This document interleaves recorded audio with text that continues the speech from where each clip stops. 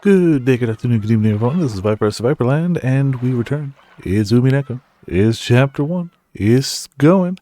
Also, hey, Fear and Ramen, how you doing? Thank you, Ramen, for 105 months resubscription. Jeez. Jeez. And Umineko resubscription, no less. Alright, so we were clearly here. Let's go. It's been 2 weeks because last week I had karaoke on Saturday and I was not doing a boatload of reading on Sunday after that because I am a sane person who doesn't want to destroy their voice forever. So, it's been our first break week, but we're back, so it's good. Last resub was also Umineko. True. I mean, as long as it keeps being Sundays, statistically it's gonna keep being Umineko unless I keep missing it. Which, hopefully not. Realistically, let's be honest, Stories 3 has been hit hard so much worse than Sundays lately. But it's just life, I guess. It's also me sitting here contemplating maybe doing Path of Exile 2 over the weekend, but we'll see. It still wouldn't be Sunday next weekend, but we'll see. Saturday is what I mean by weekend, I guess, now. Is that for real? I had no clue. Dude, yeah, it really feels that way. We're getting close. Like, I don't know exactly how close to the end we are, but we're definitely in, if nothing else, we're in the final act. Like, we're definitely like... Dumbass, you're too loud. You wake Maria up. Battler was so surprised that he yelled obnoxiously and scattered his cards everywhere. His voice caused Maria to turn over once, but she soon fell back into a deep sleep. Jessica gave him a jab, and he lowered his voice.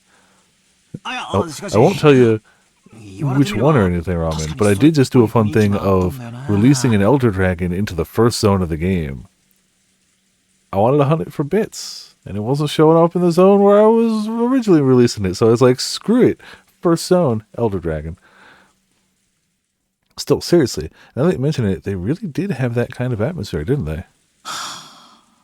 Now I see. So George Aniki is... George couldn't be seen anywhere in the room. A short while ago, when Shannon came into the room, George suddenly said he'd forgotten something in the mansion and needed to go back and get it. Oh. Causing disasters, I would never. Also, Eric, how's it going? Welcome to Viperland in the chat. Unnatural disasters? No. Except I definitely am. Yeah, I mean, I'm getting there, so... Shannon says she would guide him just like she had on the way to the guest house, and the two of them departed together. Here they're going to come back together, too. Yes.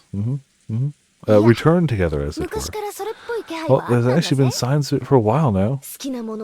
Questions about hobbies, favorite things. I always thought it was a bit much for passing interest, and look what's happened now.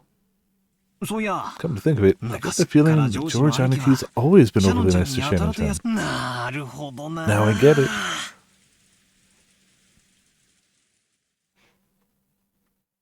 I'm sure, it's totally fine. Don't worry about it. What's all in weird place again? Oh, boo.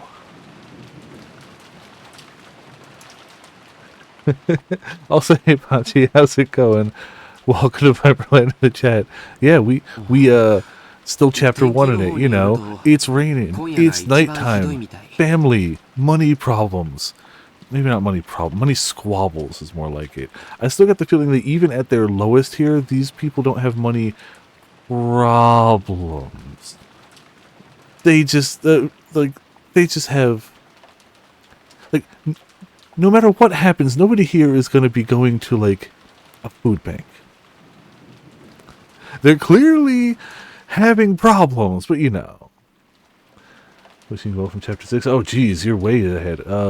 Game is 8 chapters, question mark? I believed 8 was the number. Yeah, no, I'll get there. Eventually. Yeah. I imagine things are insane by the time you get to where you are. Things are crazy now. Things must be bananas there. So, According to the weather report, looks like it'll be at its worst tonight. It also seems it'll last all day tomorrow, though it should get a little better. Really? Then maybe the boat won't arrive until the day after tomorrow. I hope that doesn't interfere with your work on Monday. I already know the typhoon will be coming beforehand. I should probably get on top of uploading any of my archives to YouTube. I definitely don't have like 50 videos backlogged now. It's fine. Just in case, I made sure I didn't have any plans for Monday, so it's okay.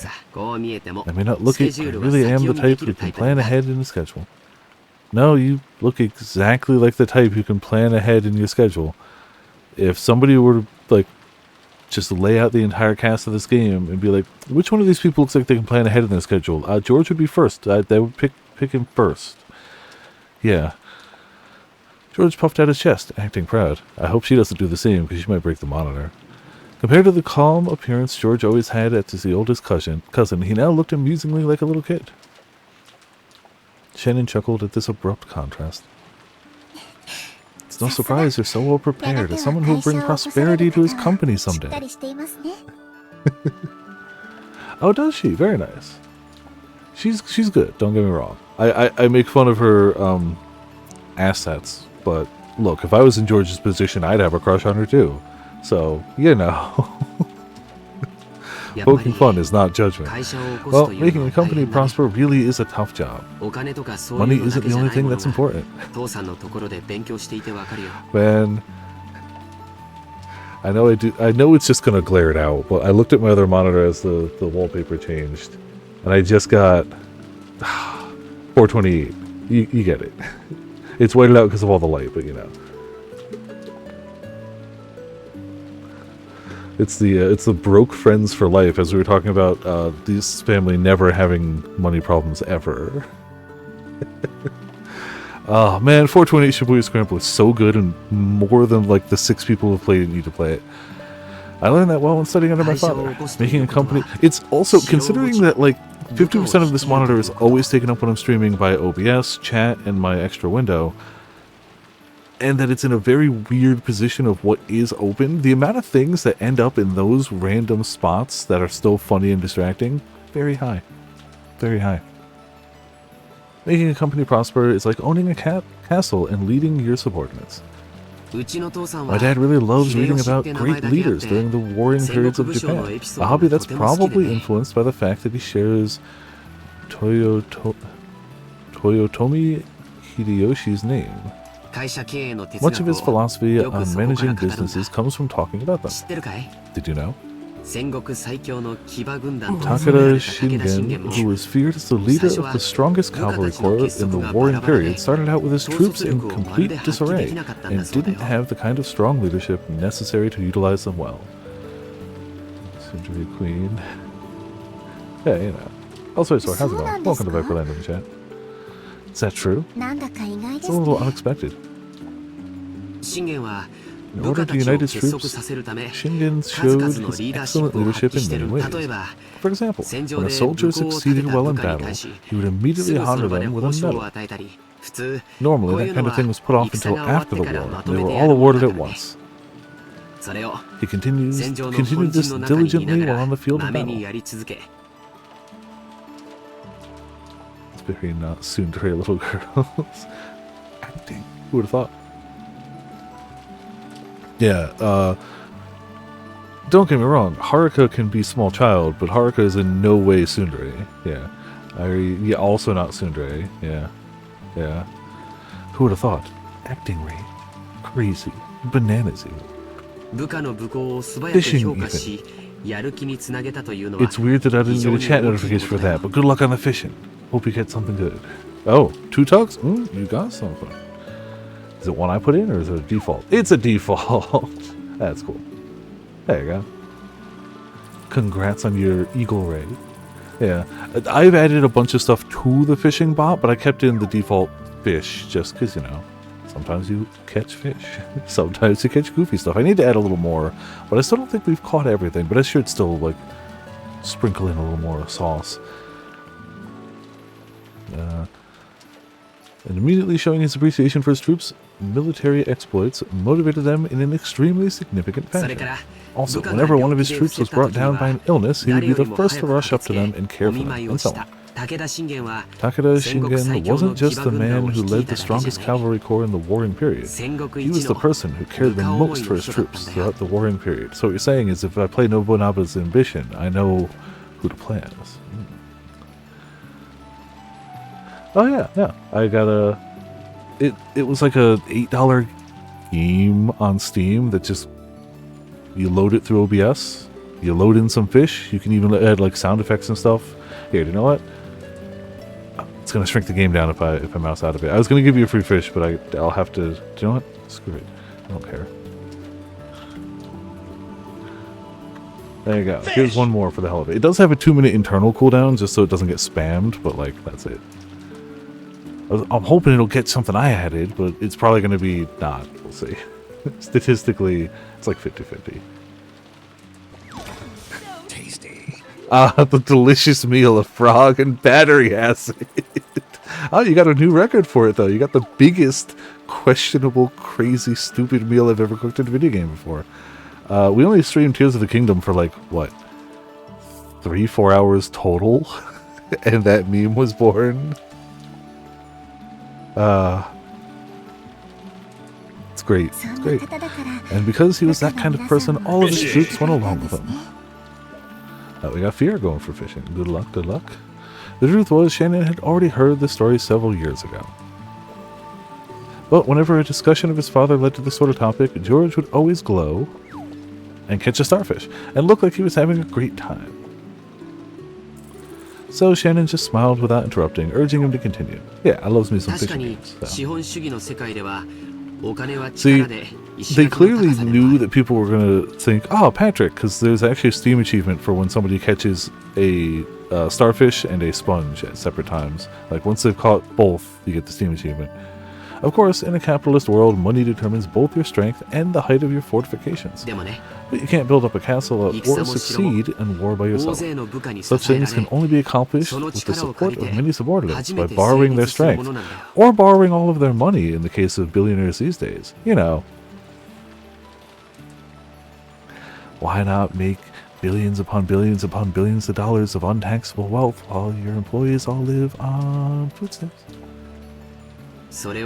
After understanding this, when I look at my father's back, I realize how immature I am. I can clearly see how much competition he had to overcome before building up all he has now. Hey! Dualcast? I need to make that text bigger. Thank you so much for the follow. Welcome to Viperland in chat. Hope you're enjoying Umineko. We are still fairly early. This is our 4th stream of it, but you know, still chapter 1. Game is historically known to be a super short game that people can finish overnight, right? Like, just shotgun it. Yeah, totally.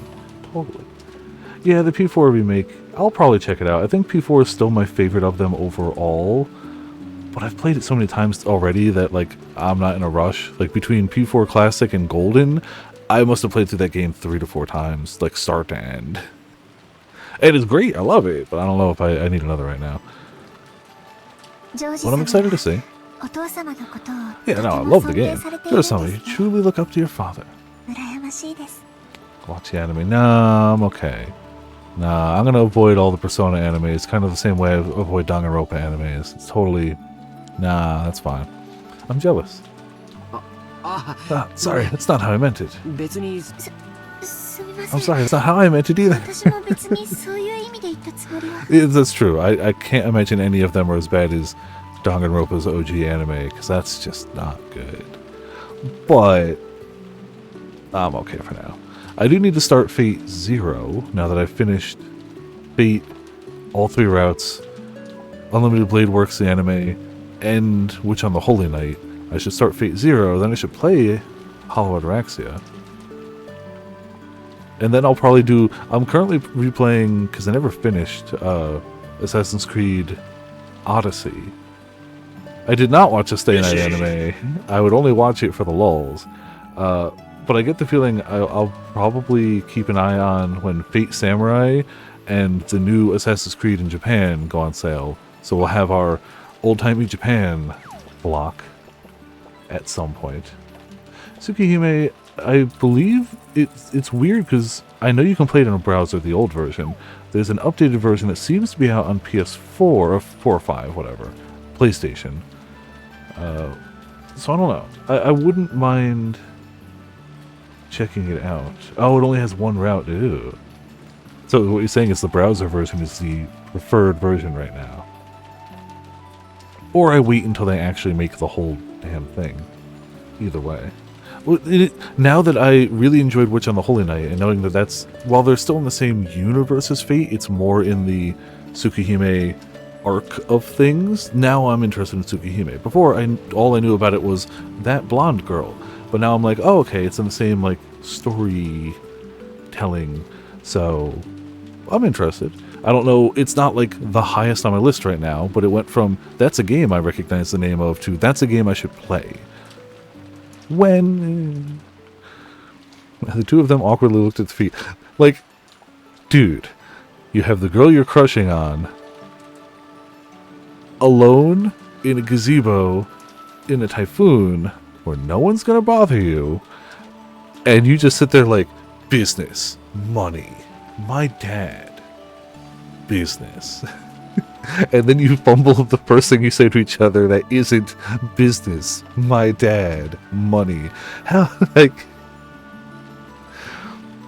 going great. Chenin had no parents. She had been brought up in an orphanage owned by Kinzo, called the Fukuin House? Under the guidance of Kinzo, their honorary director, the orphanage offered members who excelled a chance for on-the-job serving experience.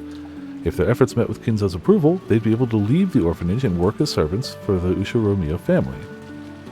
That was considered to be the highest honor for those who lived in the orphanage. Yeah, I missed the second U the first time. Just, tucked in there, hidden away. How could I possibly have seen it? Servants from the Fukuin house all took names with the character on them while they served. So Shannon wasn't her real name. Same went for Kanon.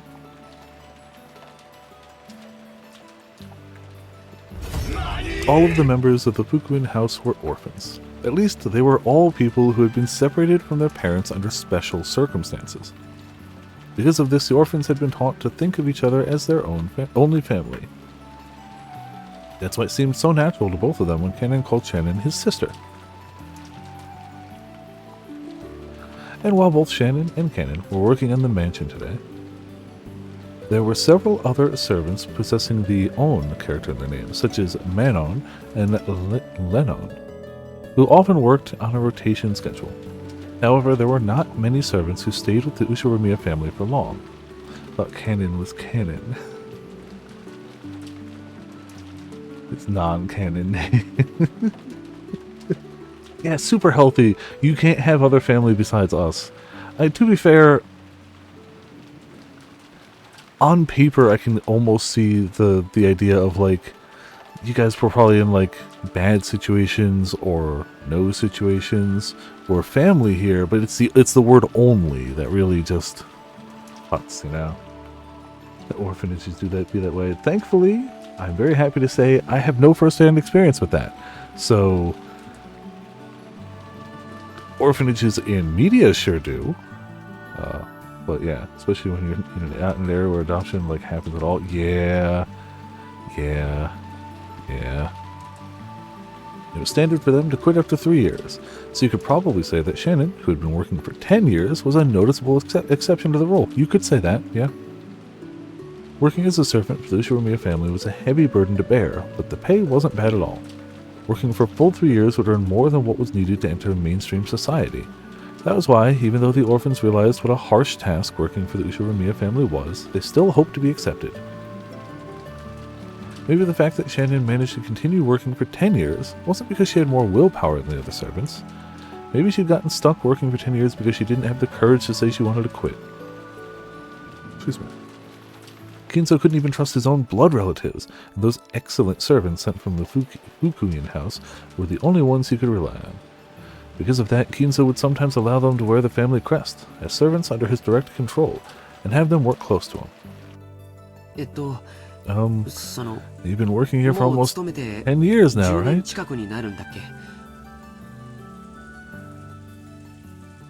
Yeah, it's, paid well is nice. Yeah, enough to enter society after 3 years. Just enough. Enough, don't worry. Yeah. You must have saved up a lot of money by now. I wonder. It's not like there's anything in particular I'd like to buy. After all, a few million yen isn't enough to live off for the rest of your life. So the reason you've been working all this time wasn't to hit some target sum? Yes, that's right. I have nowhere to go outside of this mansion, and I've been getting along well with Milady and the other young servants. The madam does scold me sometimes, but caring for the roses and cleaning the mansion is fun. That can't be your entire life, Shannon. Why not? I mean, it shouldn't be.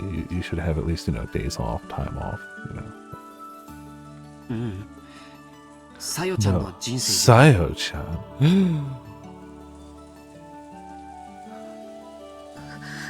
Oh. Shannon cast her eyes downwards when she heard her real name.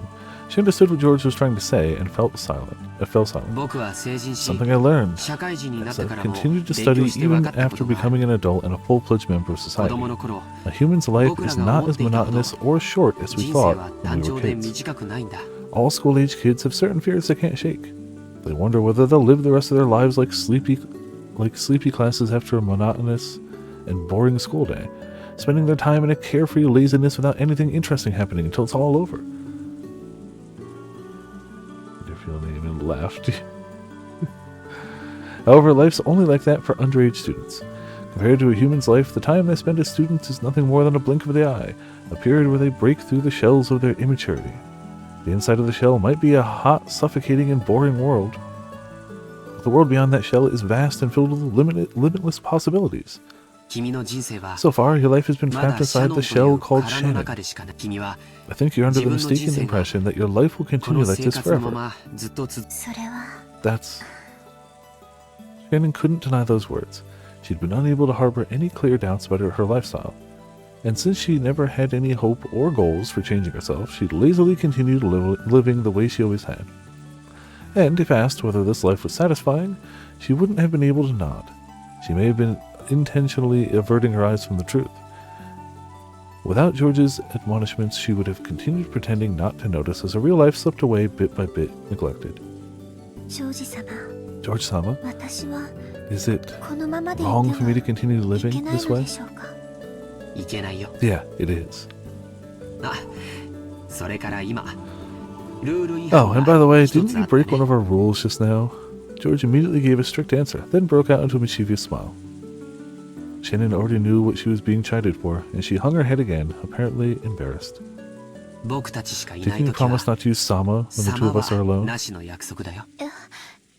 couldn't obey that as a promise. Then why would you promise it?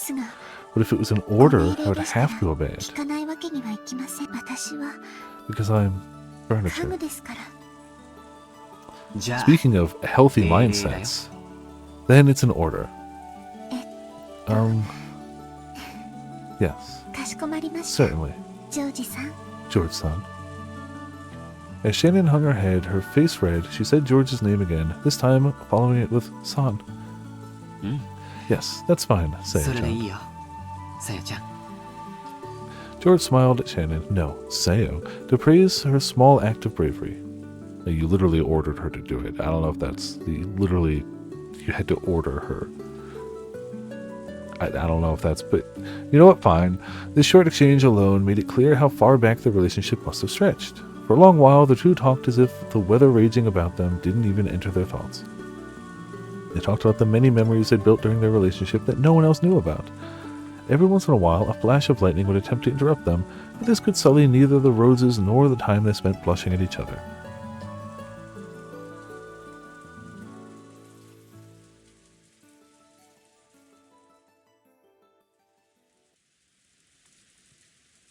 Okay. That's right. I have something I wanted to show you. What could it be? George, who had been speaking eloquently, suddenly started to stutter. Watching him, Shannon seemed to guess something. George timidly searching through his pocket. Something got caught in the depths of his pocket, and just like the stuttering George, it took a little while to get it out. It's a gun. It was a very small box. A small box covered in a deep blue velvet. That peculiar shape was enough to tell anyone what was resting inside. Oh, God. Shannon had prepared her heart somewhat, certain beforehand that this was what he'd been planning. But even so, when she actually saw it, she couldn't avoid blushing once more. George opened the small box, took something out, and held it out for Shannon to take. I want you to take this. I couldn't accept something so valuable. You can't take it? No.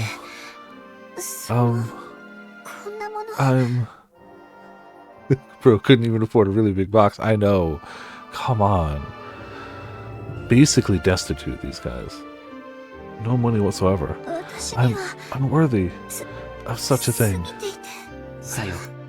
Imagine somebody proposing with like a little ass ring in like a shoebox, just like open it up.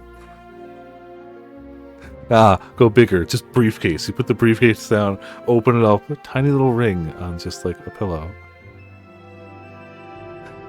So, this isn't a request. Dude, that's... I get that, like, I get it, you guys gone way back, but like, that's... Order her to marry you. Let him finish, Should we though? It's an order. Take this ring. Okay? You... If it's an order, I cannot disobey. Yeah, that's right. Well done. The briefcase, yeah, it's just a little... Shannon, not wanting to show her bright red face, timidly accepted the ring from George's hand while still staring at the ground. That ring wasn't a simple accessory. It was a noble object, meant since ancient times to be offered to a special woman under special circumstances. Therefore, while George could order her to take it, he could not order anything beyond that. Anything beyond that would depend not on an order, but on Shannon's, no, Saya's own will. So from here on, I'm not ordering you anymore. Saya, I want you to give me your answer by tomorrow without using words. I find that words are an effective way of communicating answers to questions, myself. But, you know, whatever works, bro. Do you understand? Suppose he's saying either wear the ring or don't, I guess. How should I won't order you any further, so this isn't an order. But a ring is something you put on your finger after all. Okay. Can't use words to express feelings. Ramen, you could have just said he's a man. But you're still right, yes. If you like it, you can just put it on any finger you choose. Shannon had only pretended not to know. She already understood what he wanted her to do. But she was standing at a huge crossroads in her life. Look how late it's gotten. Let's call it a day. George turned away from Shannon, acting just a bit bluntly. I could probably order you to wear it on your left hand. You might be timid and independent enough to actually obey that kind of an order. But I want at least this last step to be done by your own will, Saya. Understand? Yes. That's true. Real men sing Bakami Tai. It's funny because even though I'm the only one that's played through Yakuza in the karaoke friend group, because of the meme, we still sing Bakami Tai every time, and it's great. So, it's a win. So, that's my order. No, that's my order. I want you to think about it well. Think about it well tonight and show me your answer tomorrow. Shannon nodded back. Today was the culmination of their many days spent together. This moment certainly hadn't come as a surprise to Shannon. We should be getting back to the guest house soon. It's funny though, because the version they find is always the same version, and it's always the version with the Tekken 7 character from The Walking Dead picture instead of like the orphanage or whatever. And I don't know why that's the one they always find. but it is. It's perfectly normal. Yeah.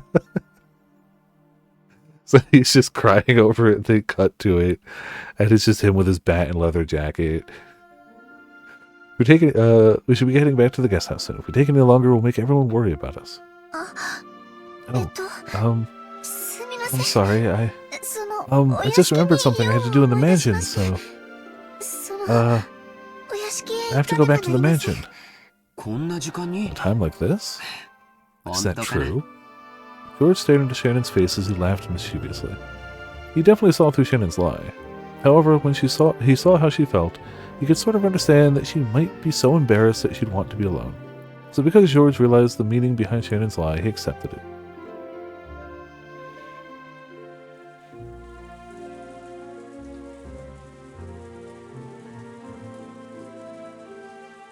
Huh. It's just the proposal song?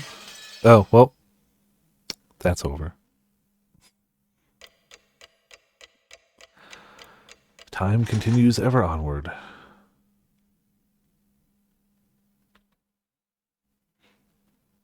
I believe it, yeah. Shannon entered the entrance hall to the mansion with a tottering gait. A mixture of exultation and uncertainty gave her a feeling that she couldn't easily describe. It swelled up in her chest until it felt like she was about to burst. Yeah, her chest often looks like it's about to... OST is incredible. Yeah, no, I've heard bits and pieces of it from Ramen song requesting them over the years, and it's all been good. And I believe, I mean, look, if you're going to make a game this long, you can't just use 4 songs. You can't just freaking Deadly Premonition it up and have like 3 tunes that you play through the whole game. You gotta, you gotta put in work there.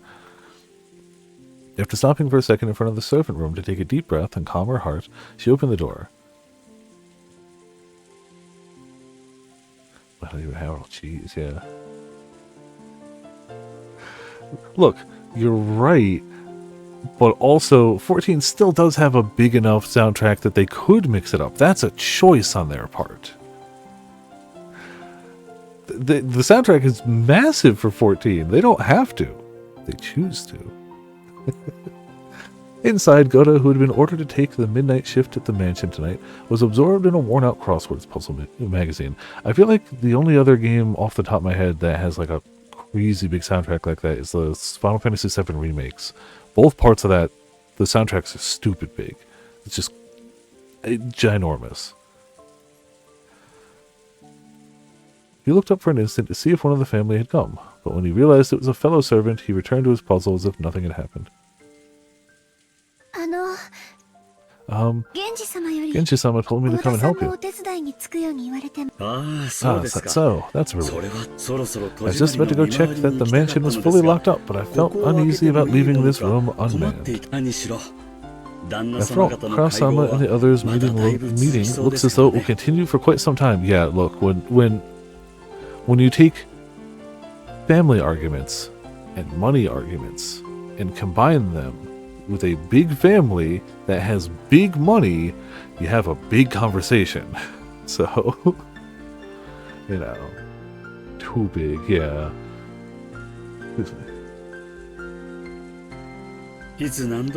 They might request some tea at any moment. It's true. Then, what shall we do? Should I watch over? In that case, forgive me, Shannon-san, but I'll ask that you patrol the mansion. I will stay here, awaiting the family's orders. Yes. Shannon was slightly disgusted. Even though she'd come here to help out as a favor, she was casually being forced to do the job of the person actually on duty. Yeah, that's how bosses work. Yeah.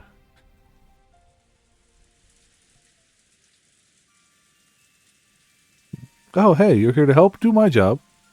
I'm going to sit here. Get going.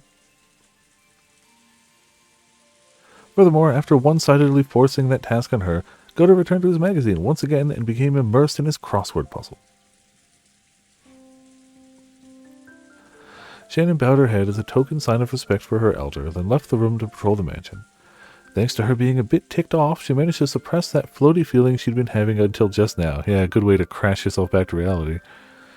And anyway, she couldn't let Genji or Cannon see her looking like this. She wanted a little time to herself until her heart calmed down, so maybe going on patrol wouldn't be so bad.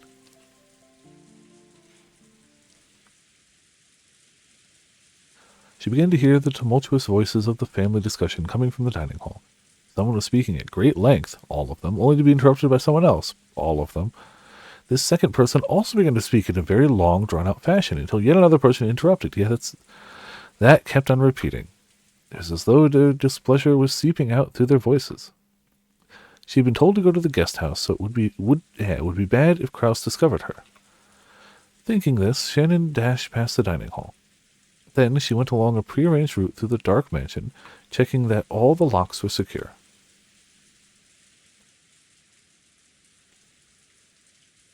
Well, yeah, not necessarily her boss, her superior. But yeah. She walked down the hall, checking each window. There were no humans on Rokenjima other than those connected to the family, so locking up didn't really serve much of a purpose. No one had been in the habit of locking up the Ishiramiya had family, at least not until Natsuhi had scolded them for being careless. The metal fixtures on the windows were ice cold, and as she checked them one by one, the glow in her heart seemed to cool down. Hello? Normal mansion hallway things. At that time, she thought she saw something twinkling across the hall. Twinkling? How could anything be twinkling through the darkness of the hall? She figured she must have been imagining it, but she still held her breath. Grasping a curtain, she fearfully gazed down the hall. However, other than the occasional crack of thunder brightening the hallway, she was unable to glimpse any flicker again. It must have been her imagination after all. Maybe her heart was so agitated that she'd seen something that didn't even exist. Shannon went back to checking the windows. However, a certain unnerving memory was resurrected in the back of her mind. It was that ghost story which had been passed down amongst the servants who served the Ushiramiya head family. The mansion had two different masters, one of the day and one of the night. Beatrice, the master of the night, would sometimes fly around the mansion in the form of sparkling butterflies. That was the story. Man, a witch haunting a huge mansion, visually tied strongly to butterflies?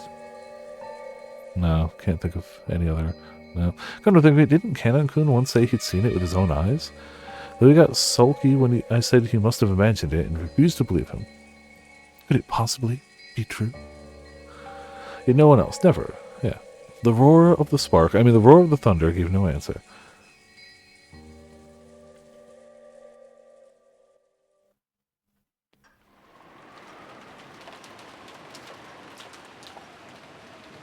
I imagine solo patrolling a massive mansion like that on a otherwise functionally deserted island during a typhoon or not.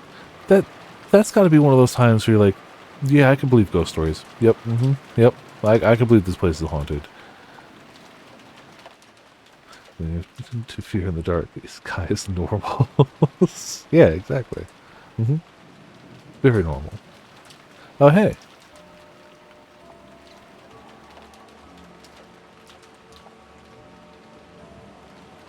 That must be, what was it, 11 when they showed the clock? Wasn't really paying attention at the time. That's oomph, yeah. The most powerful painting. Oh, it's midnight now, okay.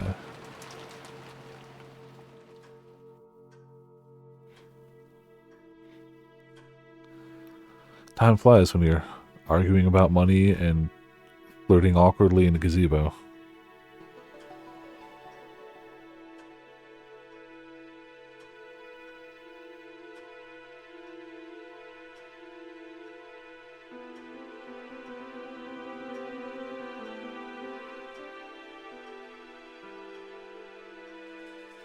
Well, both, but yes.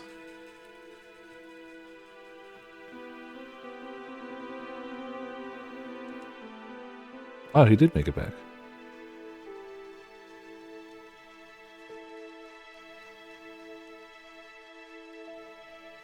Yeah. That's fair. Yeah, but But this is the 80s, and large sums of money are involved. But also, yes, I agree. Oh, yep, all the pieces are in place. What you see on the game board, we have our first achievement. And it is indeed midnight.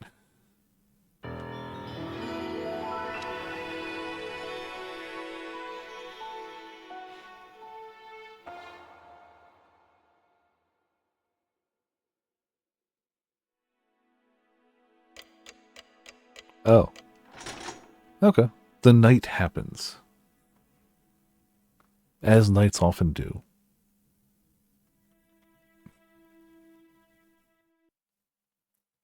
And everybody wakes up and everything's fine.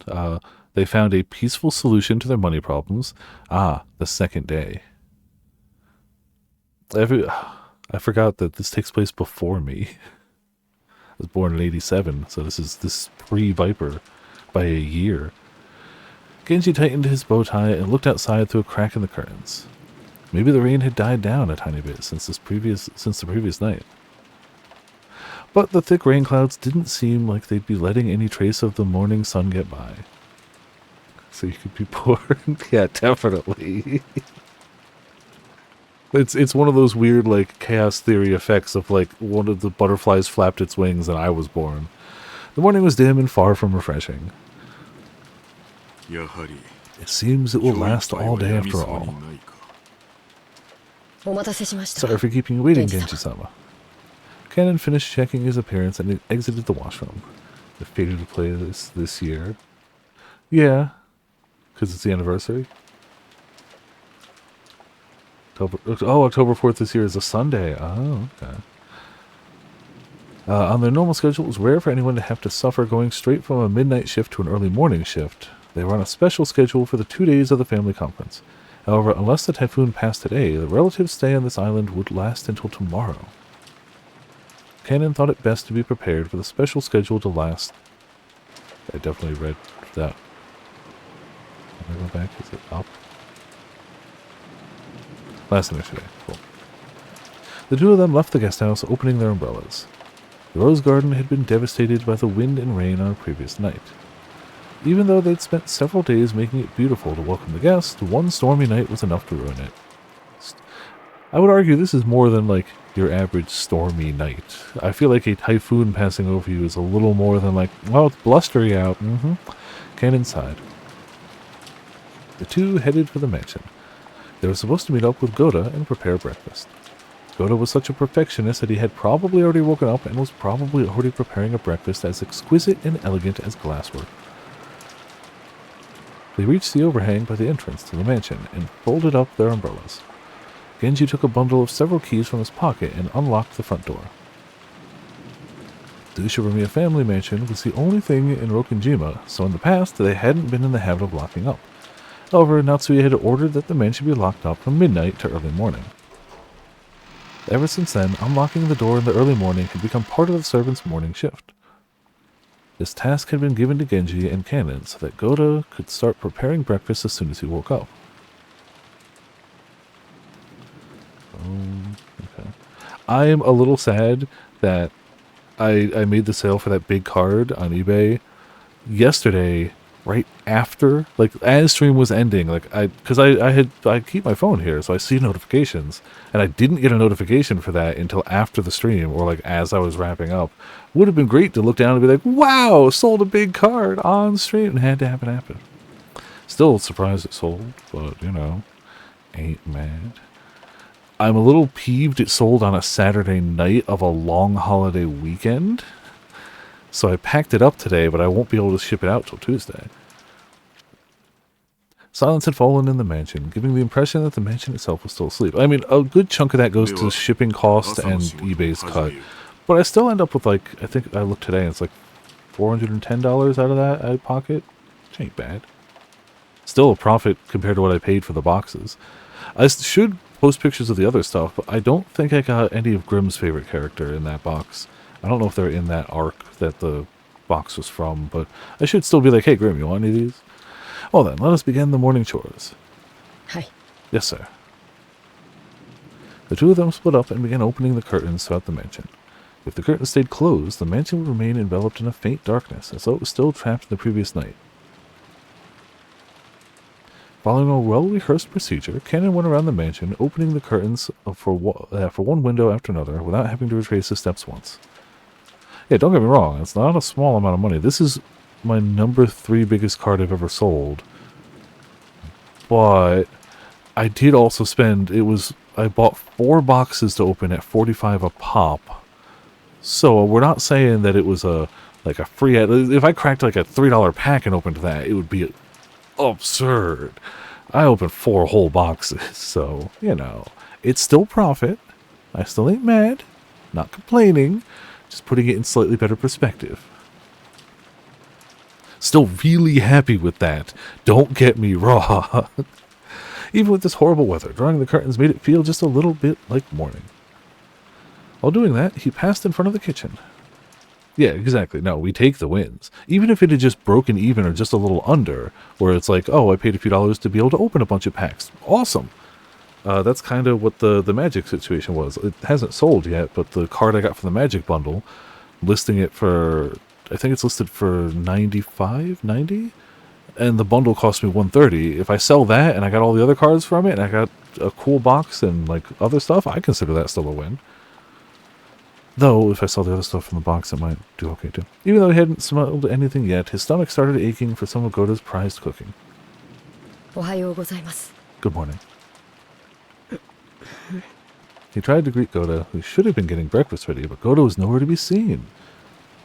The kitchen was darkly lit, and not only were the curtains not open, but the fan wasn't even running. It was still cold, without any trace of a fire being lit, so of course there were no signs of breakfast being made either. Though it would have been inexcusable, perhaps Goda had overslept. Even servants are only human. They sometimes sleep in and show up late. In the rare case that such a thing happens, it's part of a servant's code to hide the unsightly scene before anyone notices, smoothly covering it up. And make sure the family never even realizes that anything had gone wrong.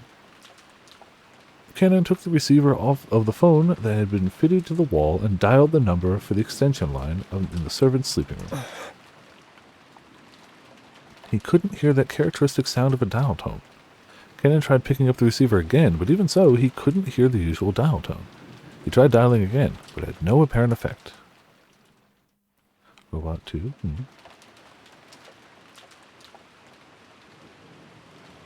Smith is making that. I'm debating nabbing a box or two of the Grand Blue card game, the White Schwartz box. I kind of want to grab a Nocia. I looked today, because there's 3 coming out this month. There's Nocia, there's 100 Line, and there's Grand Blue. All come out at the end of June, which isn't this month, but within the month. We'll say within a month's time. And I was like, oh, maybe. The shipping isn't as bad if I'm buying a few things, whereas if I buy one thing, the shipping... $40 shipping to import something seems really big. 100 Line is already sold out. They don't have, at least the site that I used, so I used 2 sites to import. One of them got me my product within a week and a half, even though it was the New Year holiday, and one of them took 2 months to get here. So we're going to use the first one, and not the second. Admittedly, it still got here with the second one, but they charged me the same amount of shipping, and it was like, I saved like $3. I should have just gotten it from the first place, but whatever. I'm debating...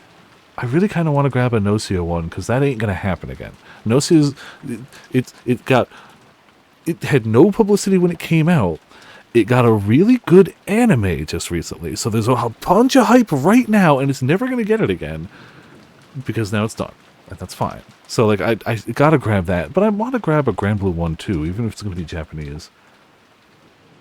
Because, I don't know, Grand Blue's cool, the art style's dope. That would be a fun one. And it's White Schwartz, so that would be a fun one to hit, like... The Nocia one's a separate card game. It's still a card game. They still have, like, signed cards as, like, the chase pulls. But Grand Blue is White Schwartz, which we know. I mean, that's the Albedo I just sold. That's White Schwartz. The Ramen definitely knows some White Schwartz because of Grisaya. But yeah, you know. Watch the show. I've never seen the show. I've only ever played the non-gacha games. Yeah. He tried dialing again, but had no apparent effect. Could the lightning last night have damaged some machine, breaking the extension line? The equipment in this mansion was all worn out. Canon fully understood that even the smallest thing could have caused it to break down. Animation's so good. I believe it, yeah. Like, Grand Blue, they just have enough money to be like, we're going to make all our stuff good. We've got the gacha money, so we're going to make a good action RPG, a good fighting game, a good anime, because we can. He gave up trying to wake Goto with the phone and dashed over to the servant's sleeping room.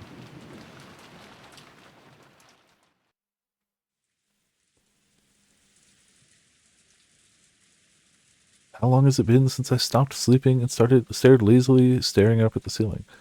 That vague sense of awakening was part of Natsui's usual morning experience. She always slept lightly, and she couldn't sleep at all without medicine. To Natsui, sleep was definitely not a happy thing. When she looked outside, she saw that it was still pouring. If she hadn't sensed a tiny amount of light, she might have mistakenly thought it was still the previous night. Must be good fare, yeah. She herself was one of the hosts, so she mustn't wake up later than her guests. Urging herself on, she raised up her body, which still hadn't completely recovered from yesterday's weariness. No one would torment her as long as she remained inside this room, and her headache wouldn't get any worse here. This room was the only place she could find peace. Man, is anything happy for her? Mind you, I guess if I had headaches at every moment of every day, I'd be miserable too. But like, damn. So when she left, it meant returning to the world where her husband's siblings kept trying to stab each other in the back. In that case, wouldn't it be better to just stay locked up in this room forever? That ridiculous notion brought a bitter smile to Natsui's face. She was starting to sound like Kinzo. You know, I wouldn't be happy in here, but I'd be happier than out there. Maybe she should just stay there. Tylenol could save her. I don't know, man. I feel like once it's a stress headache because the stress of living her life, I don't know.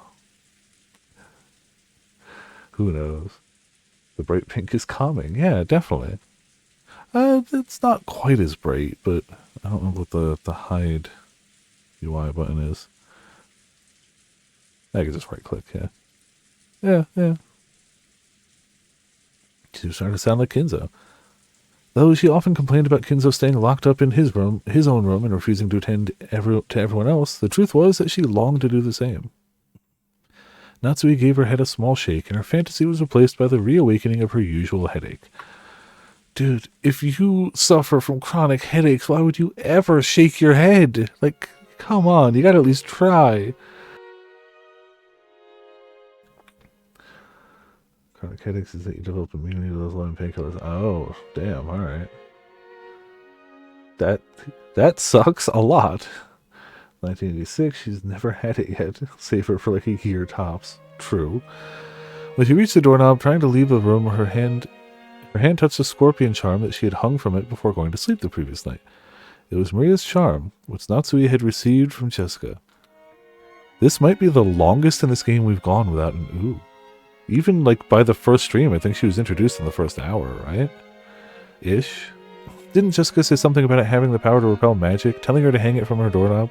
I'm sure we're going to make up for lost time, but maybe it was thanks to the charm that at least this room had been protected from the malice of her husband's siblings. As she thought this, her mood began to get a little more cheerful. Wonder if I have Jessica to thank for the little bit of peaceful sleep I managed to receive. Then Natsui remembered. That's right, last night I promised Jessica that I'd give her a charm of my own in exchange for this one, didn't I? Natsui opened a drawer in her dresser and took out an antique accessory case that she had treasured when she was a child. Inside there were many small objects that Natsui had thought were valuable at the time. From amidst those, she pulled out a red pouch. Inside was a small, round mirror about 10 centimeters across. It looked quite old, but the design on the back of the mirror was very ornate, and it felt like something with historical value. At the very least, it seemed much more authentic than the other charm, which looked like a plastic scorpion keychain. She had heard that this was a spiritual mirror for warding off evil spirits, and she had been given it specially by her grandmother, when her grandfather's mementos had been distributed. It had been believed since long ago that a strange power resided in this mirror.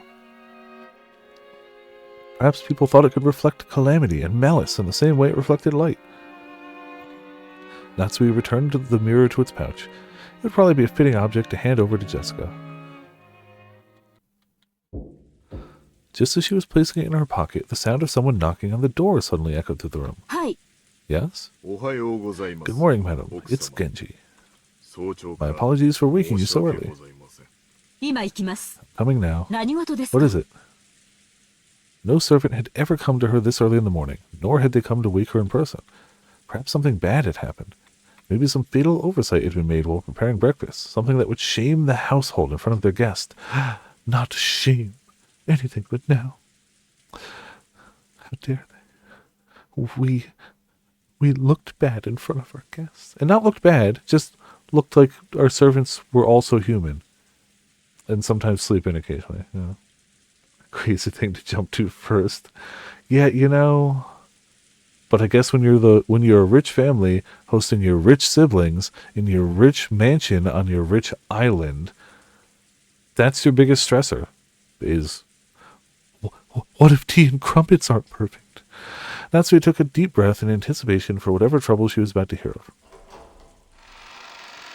I understand that tea and crumpets is a British thing, but considering the naming of every single person in this household, it may as well be here.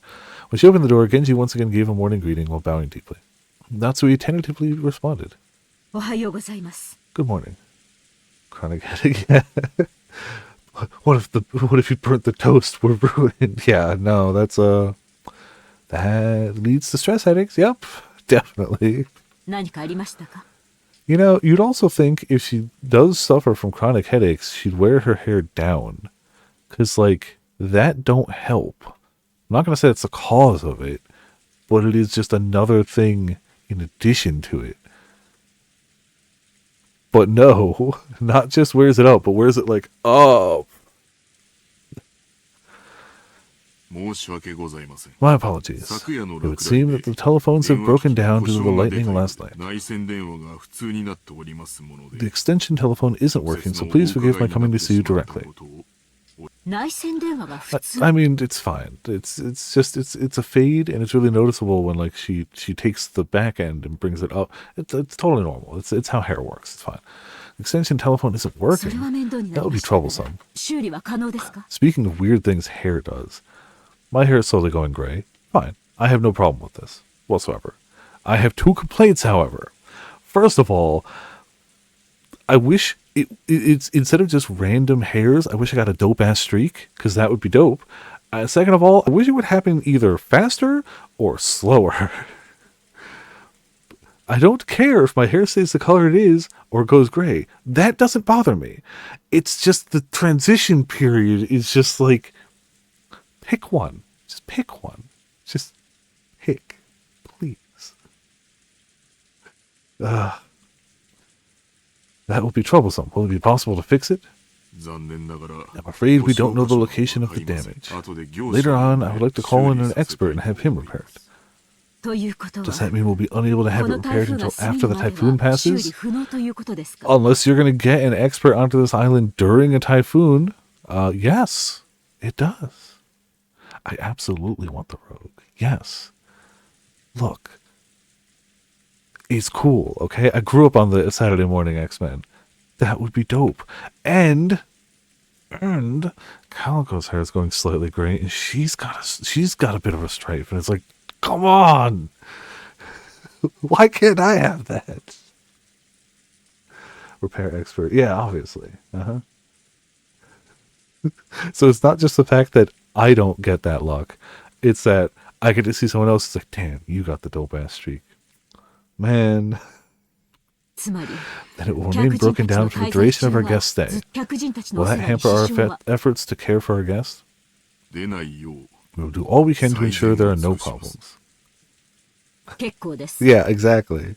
Very well. I'm counting on you to make sure we have no blunders. Natsui let out a small sigh of relief. She had been prepared for the worst, but damage to the telephones wasn't the kind of trouble she was worried about.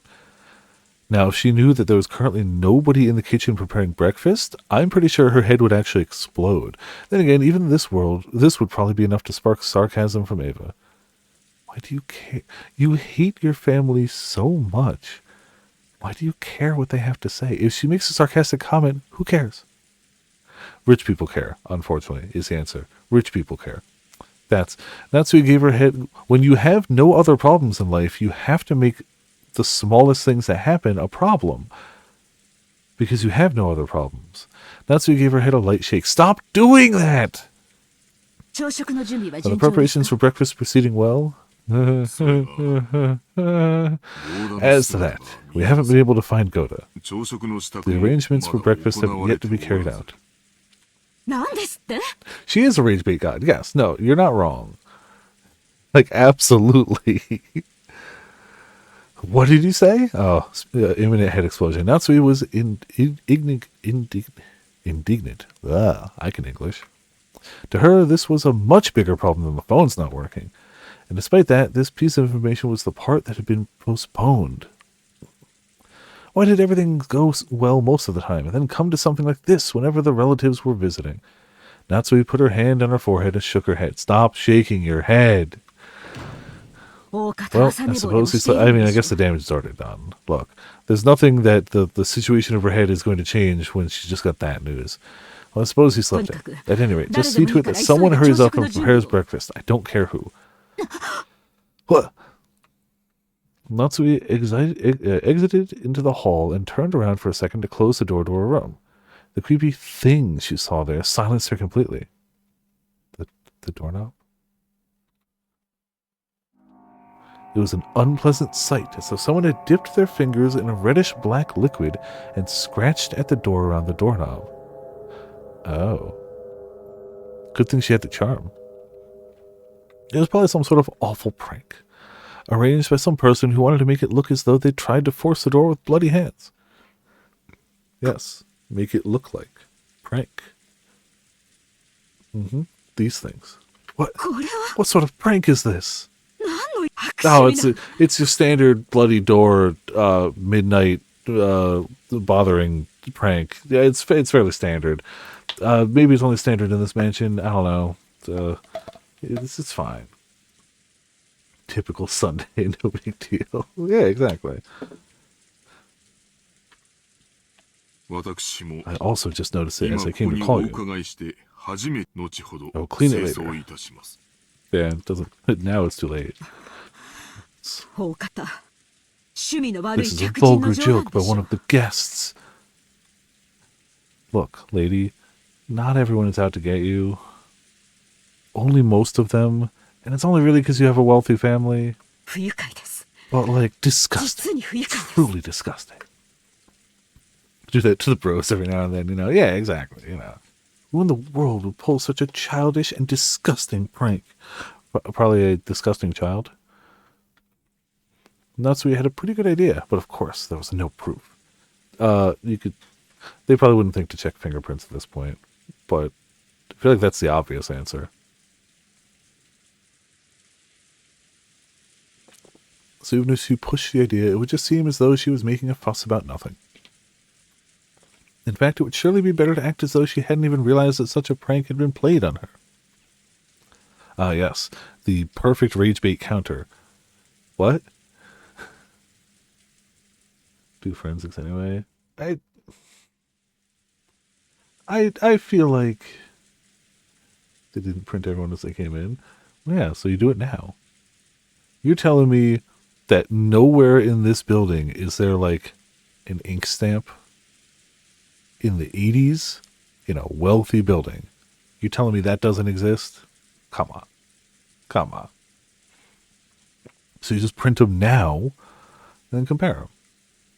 When they ask why, you tell them, shut up. You tell them this will help them get their money quicker. Doesn't mean smart. Yeah, true. Yeah. Natsui gave the order to have it cleaned and headed off to the parlor with a squeak of her heels.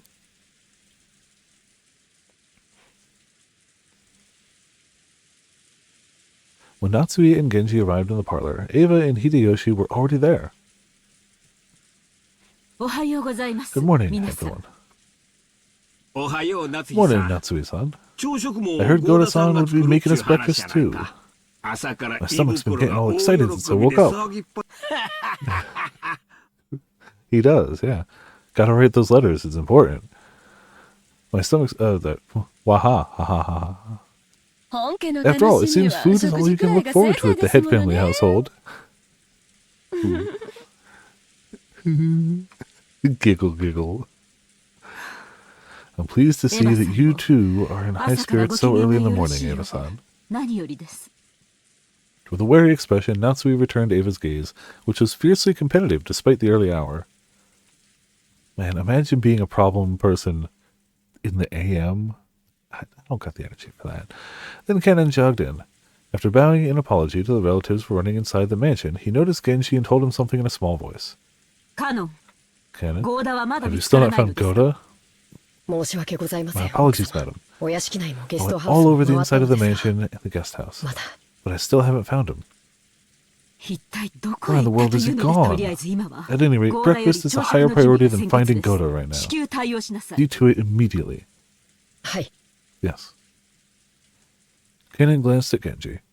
It seemed he had something else to report, but was uncertain whether or not the words should come from him. Genji nodded and decided to give the report himself. Madam, it is not only Goda. Your husband is also nowhere to be found. My husband? Yes. Even before visiting you, I went to his room to tell him that breakfast wasn't being prepared, but I did not find him there. Furthermore, he is not the only one missing. Rudolph-sama, his wife, and Rosa-sama are nowhere to be found. Not in the guest house, nor the mansion? Yes. They were not in their rooms in the guest house either. When she'd heard that Goda alone was missing, she'd assumed he had slept in or was loafing around somewhere. However, now that she'd learned that several of the relatives were also nowhere to be seen, she began to take a slightly more optimistic view. Wait, it's not just our servant that's missing? It's my family too? Oh, things are looking up. Okay. Higher priority than finding Goda is crazy. Yeah. To be fair, at that point, she assumed he was just oversleeping or being lazy somewhere. Which is a weird thing to think when you see how professional he is. But, you know. It's fine. Could last night's family conference have continued all night up until the present moment? If so, they might have wanted to cool their heads after being shut in a stuffy room. Going out for walks on their own through the rain. The part about cooling their heads really sounded like something Kraus would say. Goda had probably been summoned to accompany them and aid them in some way. Goda was not a man who lost track of time. He had to understand that preparations for breakfast would be hindered if he did not return. However, maybe the family conference had continued into this very moment. With an atmosphere... Oops. Didn't mean to hit that. あるいは海岸の方で愛も変わらず遺産の話を繰り返しているのでしょう。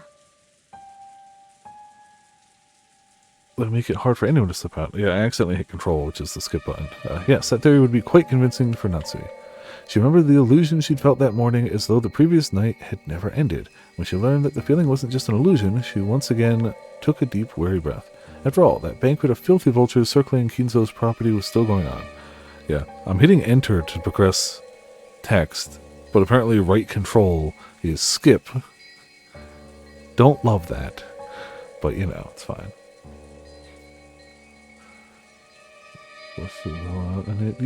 Yeah, that's fine. They've got umbrellas, most of them. They're just furniture anyway. Yeah, I get that. Oh, can you do that? Can you unmap it? Because that would work.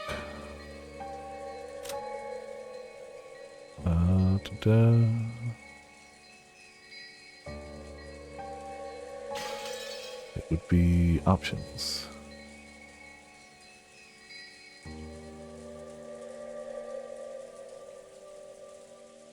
Oh, okay.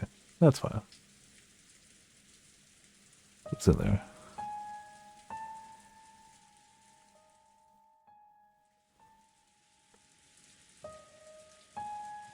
It's also fine if I don't find it. Like, look, I barely clipped it once in 4 streams. We'll generally be okay.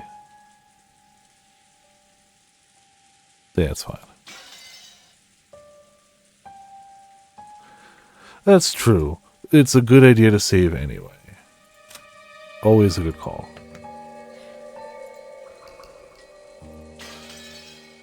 Okay, cool.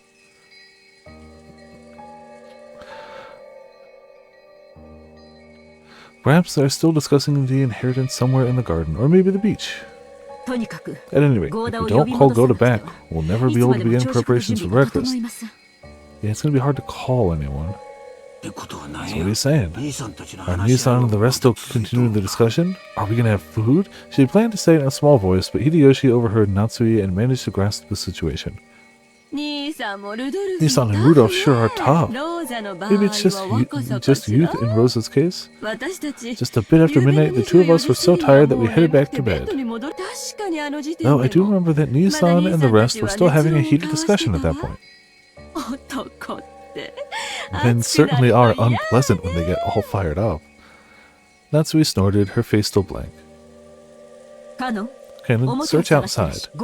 If you find Goda, tell him to return immediately and begin preparing breakfast. Certainly. Natsui-ne-san, we don't know for sure that they're outside, do we? Couldn't they also be inside Father's study? See, that's certainly possible. Is it, though?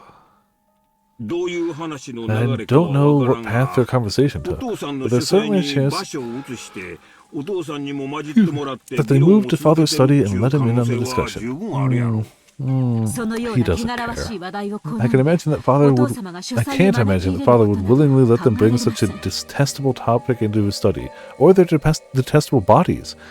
Yeah, I agree. You really think so? Yes. Well then, there's nothing we can do.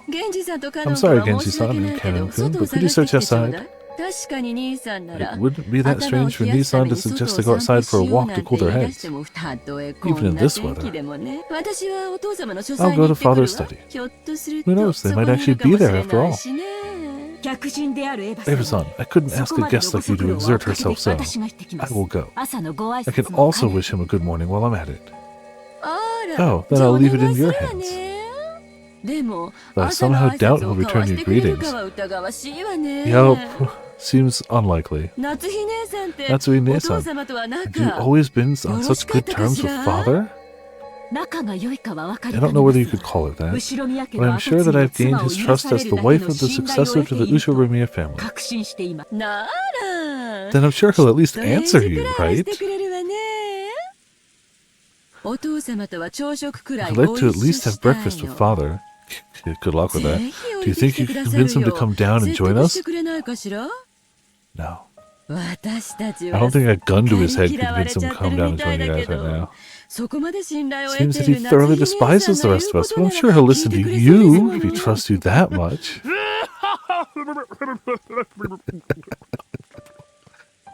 Drowning in sarcasm, be like, yeah. After speaking so boldly, if you're unable to convince Father and come down alone, I doubt you'll ever be able to claim that you've earned his trust again. Giggle, giggle, giggle. I'm not confident, but I will try. Natsui responded, looking discouraged. However, knowing Kinzo's temperament, she had absolutely no confidence in her ability to bring him out. Eva was clearly mocking her, confident that Natsui wouldn't be able to get Kinzo to come down. But even so, Natsui would lose face if she gave up, saying it was impossible and letting Eva go instead. Eva's mean-spirited and unreasonable demand made Natsui clench her fist slightly. When Genji realized this, he softly spoke to her over her shoulder. Madam, please take this, if you would. And this is... Genji handed Natsui a sparkling gold key of ornate design. It was the key to Kinzo's study. The study had an auto-lock and couldn't be unlocked as long as Kinzo forbade entrance. However, since Genji was especially trusted by Kinzo, he was allowed to carry a key to that door. I don't know if he's going to be trusted after this, but, you know, you get one. But if this key is used, won't you also receive the blame? When the master is sleeping deeply, simply knocking on the door will not suffice. And it would be more difficult to persuade the master to leave his room if you must talk through the door. Please use this. Until now, Natsui had thought that Genji is a cold servant who wouldn't do anything for her, since he worked directly under Kinza. But it looked like she would have to alter her understanding of him. She wanted to communicate her gratitude, but by then Genji had already turned his back to her and was walking down the corridor with Ken. But as Natsui watched them go, the words directed at her from behind were sneering. Well then, you must bring father with you, okay? After all, it's his son's precious wife who's asking. I'm sure he'll listen to you. We're guests, so we'll just relax here at our leisure. Wait, Ava, you're taking this too far. Sorry, Natsui-ne-san, but we're counting on you to deal with father. Without answering, Natsui forcefully spun around on her heels and quickly left that place.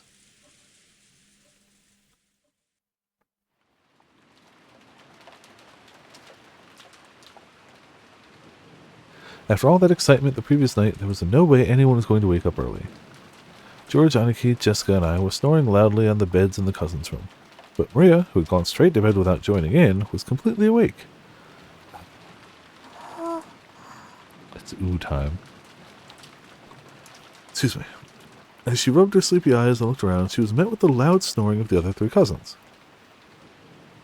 For a while, Maria had to think about what had happened. After that, she realized that her mother wasn't with her, and she quickly got lonely. Maria left the cousins' room, trying to head to the room that had been arranged for her and her mother. Paying no heed to the three who were sleeping soundly, she slammed the door shut. Kids really do be... No, it's not just kids. It is just a thing I've observed in life that morning people do not respect non-morning people. If somebody who tends to be a night person is loud at night, that is seen as a problem. If somebody who's a morning person is loud in the morning, when it's a known fact that there are people who are not morning people who might be sleeping, that's seen as standard operating procedure. And I don't mean like, you know, I'm not saying people should walk on their tiptoes. I'm just saying modicum of respect would be nice. That's just the way the world works, though.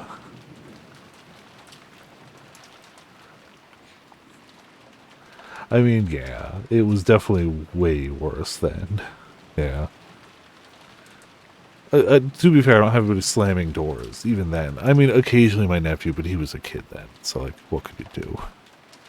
So, that's how it is. In response, Battler mumbled and rolled over in his sleep, but it wasn't enough to wake him. I feel like a slam door is enough to wake me. Especially, like, the door to the room I'm in. After a while, Maria returned, once again opening the door with a lively bang. Kicking doors open, slamming them shut. Ooh. When she had left the room, her face had been sleepy, but now that she was back, she looked irritated. After that, she climbed up on Battler's bed, which happened to be the closest, and started yelling and jumping on it like it was a trampoline. Kids suck sometimes. Yeah, work will do that. Same. Ooh, ooh, ooh, ooze of wakeness. Sing us the song of your people. Wake up! I would pick her up by the back of her shirt, carry her out the door, put her down, close the door, lock the door, go back to bed. Ooh, ooh, ooh! What? Is it an enemy raid? Surround them! After making sure I was awake, Maria moved over to George Aniki's bed and started jumping on that too. In that manner, the three of us were all greeted with an extremely pleasant awakening. Thanks for waking us up, Maria-chan. You stopped us from sleeping in after that late night. If only you could have been a bit more gentle about it. George-Nisan, you really are an adult. I respect that. It'll be 7 o'clock soon. Well, it's not really a bad time to wake up. But it is a bad amount of sleep to get. Ooh. Mama's not here! Ooh, ooh, ooh. Aunt Rosa? She wasn't in her room. I wonder if she's already woken up and gone to the mansion. Not here! Ooh, ooh. Ooh. Mama! Ooh, ooh, ooh. Maria kept groaning ooh ooh and looking unhappy. She didn't exactly... See, no, that's a lie, because she kept doing it in threes, not twos. She didn't exactly seem lonely because her mother wasn't around. It was more like she was irritated and thrown off balance because her mother wasn't where she'd expected. If we could just tell her where her mother was, that alone would probably calm her down. But unfortunately, we had no way of knowing where Aunt Rosa was, except that she wasn't here. Anyway, it's time for breakfast, so let's head over to the mansion. That's right. Maria, let's go to the mansion together, okay? I'm sure Aunt Rosa will be there too. Ooh. Mama's in the mansion? Then I'll go there. Ooh. Yeah, I guess we should go to the mansion. Our parents have probably already gone there. Maria regained her usual composure so completely, her earlier tantrum now seemed like a lie. We got dressed, left the room, and headed for the mansion. Still rain. Who would have thunk, honestly?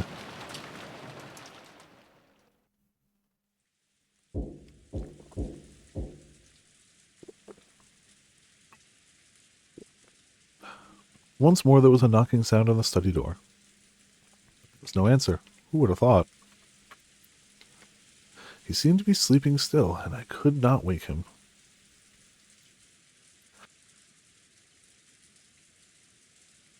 If she went back downstairs and said something like that, Ava would probably be amused and triumphant. And even putting Ava aside, it was problematic that Kinzo had stayed shut away during the entire once-a-year conference, not even coming down to greet anyone. Weather can be wacky. Even the family head, no, especially the family head, couldn't fail to make an appearance. I wonder if I can convince him myself. Natsui readied herself and used the key that she borrowed from Genji to open the door.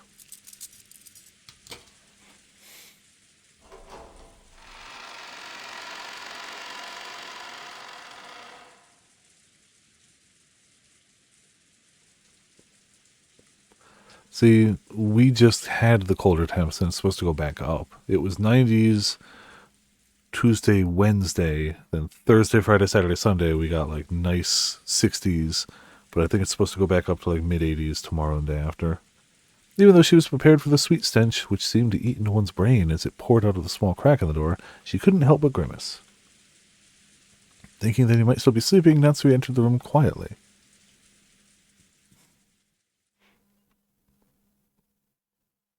When she did, Kinzo was already awake and looking down out the window. So you're awake. Good morning. How did you get in? Kinzo spoke with his back still facing her. His voice was not harsh, but calm, and Natsui was slightly reassured. However, though he was awake, he wouldn't have ignored all that knocking if he was in a good mood. Is he even capable of good moods? Natsui wasn't able to relax. He's as capable of good moods as she is not headaches. My sincere apologies. I asked Genji-san, and he allowed me to borrow the key to the study. Oh, Genji did. If my friend thought it was that important, then I have no choice but to listen. Yeah, that's all he's capable of, correct. Hmm? So, what business do you have with me? Well, breakfast will be ready soon. That's a lie. And I would greatly appreciate it if you would join us.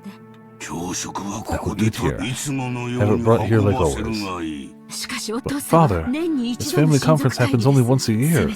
Please at least let them see your face. Go back downstairs. You're asking me to join in as they discuss how to chew up my inheritance after I die? How foolish. Let them speak of such matters as much as they please without me. If that's what you call a family conference, it's hardly worth leaving my room for it. I am busy. Do not bother me. He's not busy, though. His last words carried the threat that any further questions would not be appreciated. Natsui realized that adding any further pleas would finally bring his wrath down upon her. She didn't look forward to facing Ava's sarcasm, but there was nothing more Natsui could do. そうですか。 Is that so? わかりました。 Understood. みんな残念 I'm だ sure ったでしょ everyone う will が be sorry to hear そう it, but I 伝 will え tell ます them. Natsui decided to give up. Bowing silently, she tried to leave the room before Kinzo's spasmodic temper could flare up. And she did. Oh, as she did, Kinzo spoke to her. Yeah, I get why he doesn't want to join that, but it's clearly well beyond that. His voice was so calm and gentle, it felt like it came from an entirely different person. Natsuki. That's super calm and gentle. Natsui, yeah, true. He was at least nice to her. It's been quite some time since you married into the Ushiromiya family. Yes. 後ろ宮を It's 名乗 been るこ many とを years 許 since さ I れ was て first から permitted to bear the name もう随分 Ushiromiya. にな Do you sometimes long for your previous family? No. 嫁ぐとは Marriage means 成果を捨 abandoning て your るこ birth とです family. No, it doesn't. It absolutely does not. Okay, sure. 私は後ろ宮 I 夏 am Ushiromiya Natsui. 帰る家も懐かしむ家も全てはこの後ろ宮の家のみです I guess getting married does mean healing your butthole, though. That's true. Back then, and in wealth, this is a different time and a different social structure. It's two differences, yeah. The Ushiromiya family is the only family I can come home to, the only one I am fond of. She truly wasn't exaggerating. Such was the resolve she felt whenever she applied the Ushiromiya family name to herself. And that's precisely why she was so saddened when her husband didn't treat her like an Ushiromiya, leaving her to race about in vain. If Kraus were a woman, I'd name her Claudia. And you, his husband. No, I won't say that. What do you mean by そ that, れはどういう意味ですかお父様 father? Natsui was shocked. If Kinzo's words just now were what they seemed, it would have been more than enough to make up for all she'd suffered up to that point. Forget it. It's just the nonsense of an old man. Yeah, I mean, look, the servants are just furniture, and the brides are just wombs. It's bad. Kinzo once again faced away from her. He told her to forget it, but Natsui couldn't help feeling a warmth in her heart. お父様 Father, この夏日は even though I, 血が Natsui, つながら am ず not とも connected to you by お父 blood, 様の I'm 娘 still your で daughter. す後ろ宮家の名 I'll 誉も most 栄光 assuredly も see to it そして that your お父 honor 様 and が残さ glory れたも and のも everything 全 you て have left behind この夏日 are が protected. 必ずや守ってみせますから お前に You do 片 not have the 翼 right の to わ wear し the を one ま winged とう eagle. 資格はないしかし However, the one winged お eagle 前の is surely 心に engraved in は your 確か heart. に片翼のわしが刻まれているならばお That 前 is は irrefutable 間違い proof な that く you are 我 my が blood 血 relative, 族で one who will inherit the 後ろ glory 宮 of 家 the の栄 Ushiromiya 光を family. 引き継ぐお前の衣 Some will 服に sneer わ that し there は is な no い eagle こと in your を嘲 clothes. らしかし But such words are それ not に worth 耳 lending を an 貸 ear すこ to. とは心 Only にわ those し who を hold 持 the つ eagle 者 in their だ hearts け are my が true blood 真 relatives. の私の血族なのお前を後 They ろ now 宮家に consider it 迎 an えられ honor た that you こ were とを welcomed into the Ushiromiya 今 family. は光栄に思っている Without saying anything more, Kinzo remained with his back to Natsui. However, Natsui couldn't help but feel something warm well up inside her that she hadn't felt since long ago, when she'd been just a child. Natsui bowed silently to his back and left the room. So he can say nice things. ちょうどいいタイミングだっ Ah, たわ good ね timing. お父様の様子はど How's う father? Yes, she could feel the chisel on her brain the whole time. Ah, good timing. How's father? あんま You り were 遅い taking から so long, 様子 so を I 見 came に to 来ちゃ check. ったのよ When Natsui left the study, she saw Ava climbing the stairs and their eyes met. Ava was smirking unpleasantly, thinking that Natsui would leave drudgingly after failing to convince Kinzo. However, the way Natsui was now, such a frivolous laugh would not disturb her. She was not permitted to wear the family crest on her clothing, but she was permitted to wear it in her heart.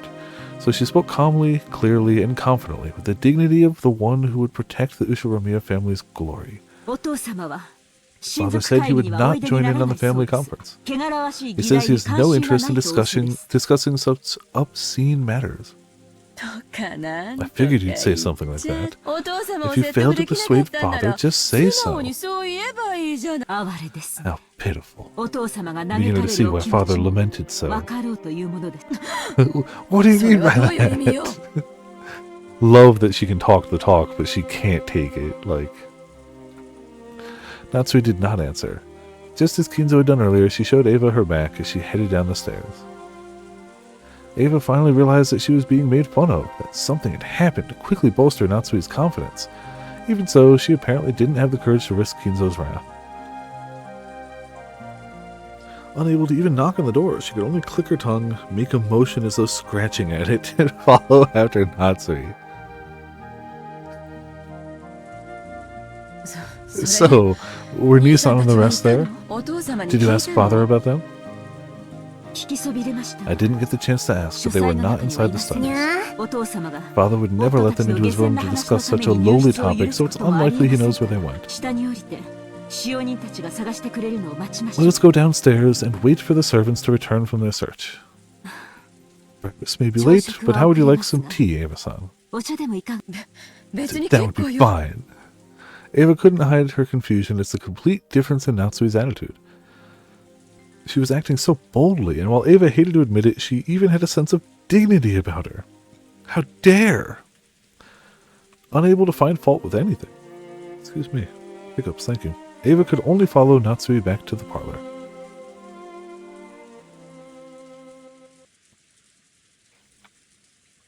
When the two of them returned to the parlor, Hideyoshi had been joined by the 4 children and Nancho. Genji, who had been talking with Hideyoshi, reported the current situation when he noticed that Natsui had returned. Still have not found my husband and the rest? Yeah, it's crazy how that could bolster the spirits a bit. Yes, my apologies. Also, Kumasawa had started preparing breakfast. She said that she will need just a little longer. The clock read a little past 8 o'clock. 8 o'clock should have been the time to start breakfast. Normally, going over that time limit would be a disgrace to the host. Canon is now searching outside. Also, no one has seen Shannon either. Even Shannon's missing. Really, just how many people did my husband bring with him on his little walk? Just how many people had gone missing by now? Now that the number was this large, it was starting to feel truly unpleasant, as though the people here were the only ones being left out of something interesting. At least that seemed to reflect the feelings of the children, and Maria in particular.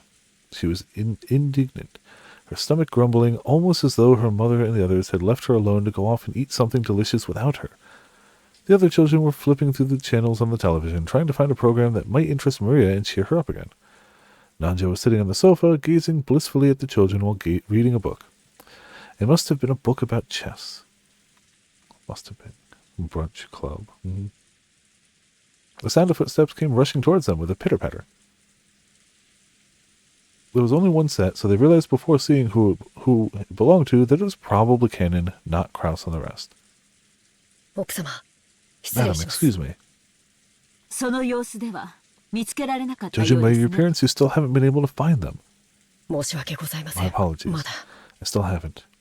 That will be enough. You've worked hard. She didn't know where they were, but they had to be somewhere on this island. They hadn't had a thing to eat since the previous night, so their stomachs must be growling about now. They'd probably come plodding back on their own accord before long. By now, Natsui was thoroughly exasperated and started to feel that there was no reason for them to go out of their way in search. I'll go to the kitchen to prepare some tea for all the guests. Thanks to both of you for all your hard work so early in the morning. Natsui left the parlor, acting as though the release of tension had caused a new surge in her headache. Yeah, it probably has. Canon tried to call to her back, but Natsui left swiftly. What is it? Was there something else? Yes. I was unable to find her husband or anyone else, but... Smoking in the woods. Yeah, exactly. But, well... Canon sounded evasive. It looked as though he didn't know where they were, but had spotted something that might be connected to their disappearance. Yeah, a bunch of rolling papers. Eva and Hideyoshi noticed this exchange of words and came over. They probably picked up on something strange in Kennen's behavior. どうしたんや What's going on, カノン Kennen-kun? クラウス兄 Did さ you んた find ちは Kraus 見つかっ Nissan た and んか everyone else? 実は Actually, バラ庭園 the の Rose 倉庫 Garden の storehouse 様 looked 子がおかしいの strange. です。様子がお What か do you しい mean? というの It は looked どういう意味 strange. それ It が had clouds billowing out of it. It was, 何と説明 I す should ればいい explain の it. か。 Kennen hesitated once more. His tone wasn't at all you'd expect from this usually fearless boy. Seeing this, Ava and Hideyoshi looked at each other dubiously. どういうこと？ What do you mean? I'm also, like, I definitely, they mentioned this before, but, like, how messed up is it that the good servants get to wear the crest, but the spouses don't? That's messed up. That ain't cool. What do you mean? 倉庫の中 Are に you 兄さ saying んたちが Nissan い and たん the じゃ others な were い inside の？ the storehouse? They would have the munchies, it's true. Unless they accidentally locked themselves in. いえ、 No, I'm going to 中は inspect the こ inside れから now. 調べます。 I mean, yeah. その鍵を取りに戻ったところなのですが。 I just now came back to get the key, but その よう I わ don't から really ん get it. が But it sounds like と we've にか just く got to look around 中は inside it. その倉庫の Where's the key 鍵 to が get that どこにあ to るんや the key to that storehouse? 使用人室にあります。 It is in the servant room. すぐに中 Let を us check 確かめま inside し the ょう。 storehouse at once.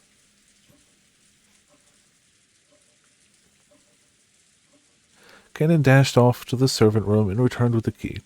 Genji left the parlor, saying that he would go check, but then Ava and Hideyoshi followed after him. What was this something strange about the storehouse that had caused the usually fearless Kennen to hesitate? It was still pouring outside, but perhaps their curiosity over this something that Kennen couldn't talk about won out.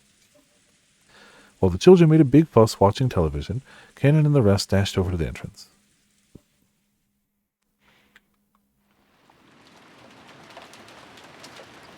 The Rose Garden storehouse was a place that housed various tools used to manage the garden. It was definitely not a pretty building.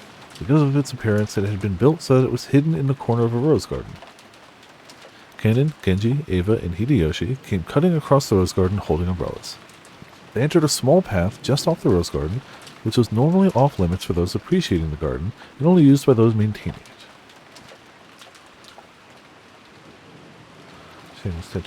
Oh yeah, we covered that last time. Because we went to go see the portraits, right? Yeah. Tattooed on her thigh with a window in her skirt so you can see it. Yeah. It's crazy. It's crazy.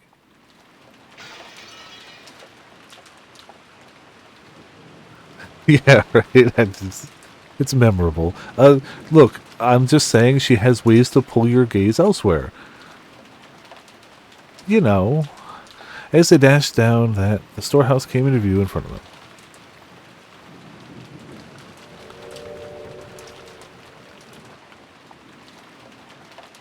Yep, that's a strange look. It was quite an old shed, and compared to the flawlessly perfect beauty of the rose garden, it was pretty seedy looking. It was easy to understand why it had been built in a hard-to-see place. Ava and Hideyoshi arrived at the storehouse long after Kennen and Genji. カノン君たちは早い You two sure な are わし fast. は心 Thought 臓 my が heart was 爆 gonna 発しそう explode. や こんな I と never ころ knew に they had a 倉庫なんか storehouse way 建 over ててた here. のね。 Probably by design. But, what? 何よそれ What is that? When Ava looked where Kennen was pointing, she was at a loss for words. Noticing this, Hideyoshi also followed Kennen's finger and was likewise too shocked to speak. The entrance to the storehouse was a kind of shutter. And there, everyone suddenly realized why Kennen had been unable to find words to describe what they now saw.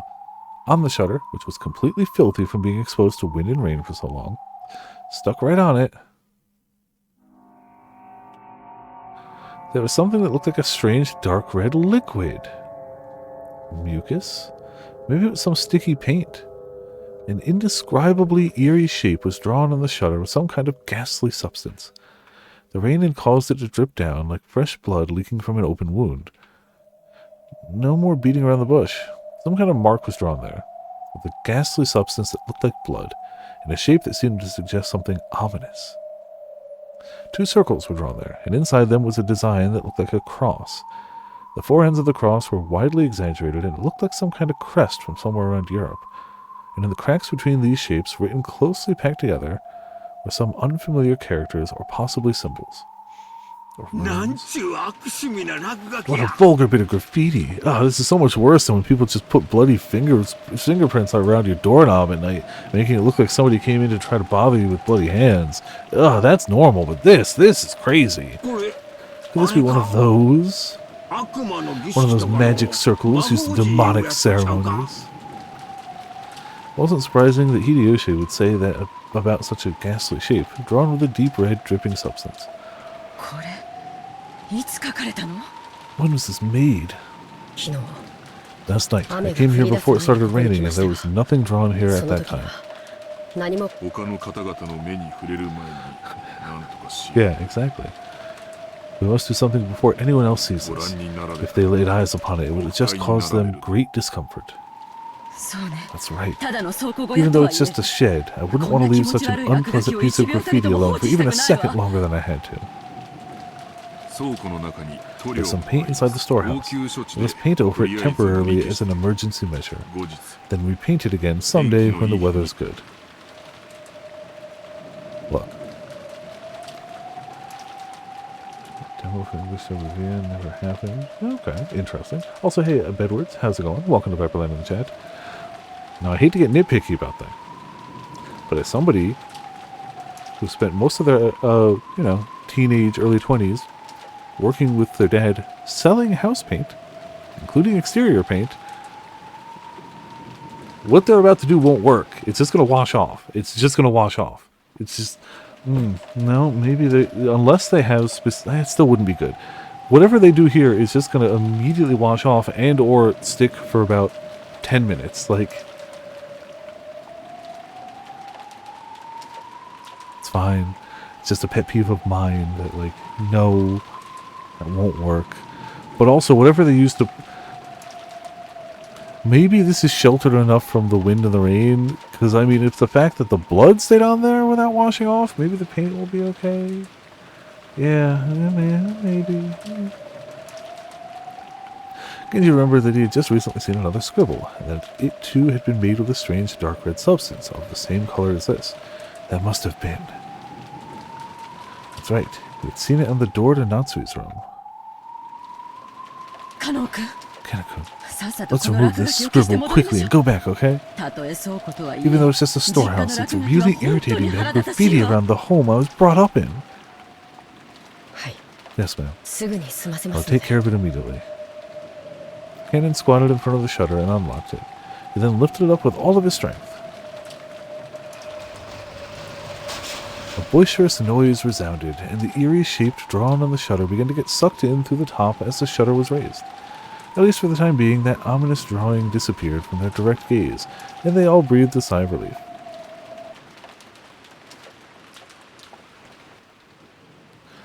Yeah, but the thing is, the water-based paint would be a lot less common in the mid to late 80s, and especially if they were doing it for exterior, it would probably be oil-based, which would stick better to the metal, admittedly, but nothing's going to stick when it's wet. Like, all paint needs a clean and dry surface that's to work with any amount.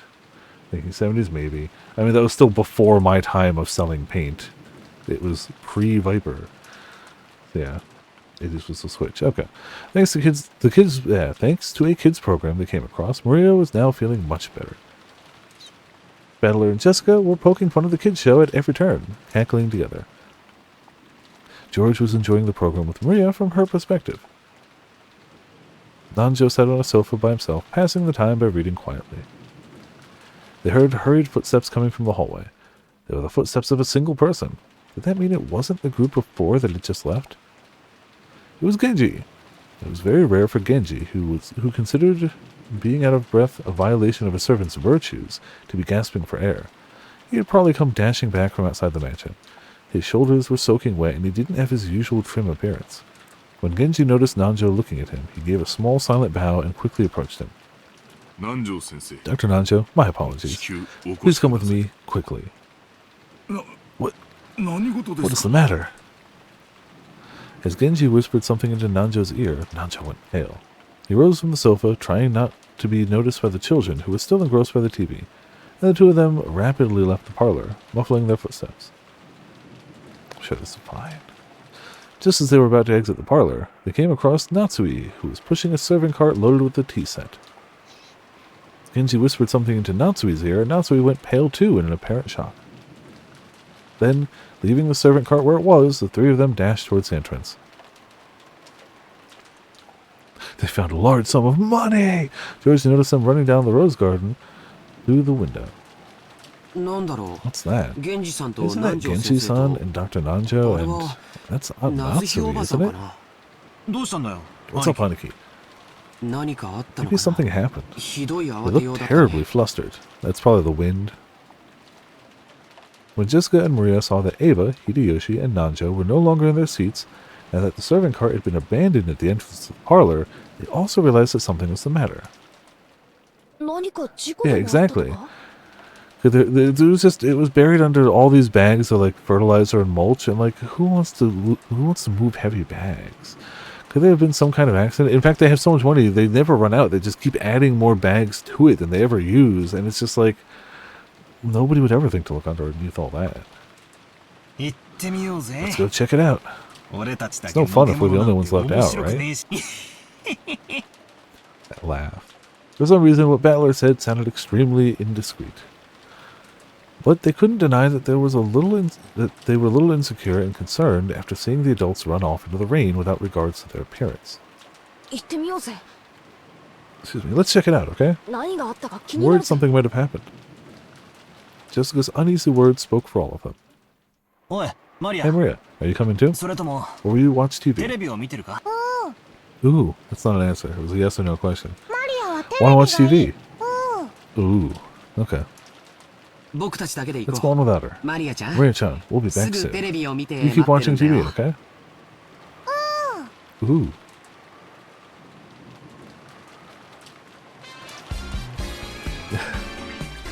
I have no idea what the text-to-speech is going to read it as. Yeah.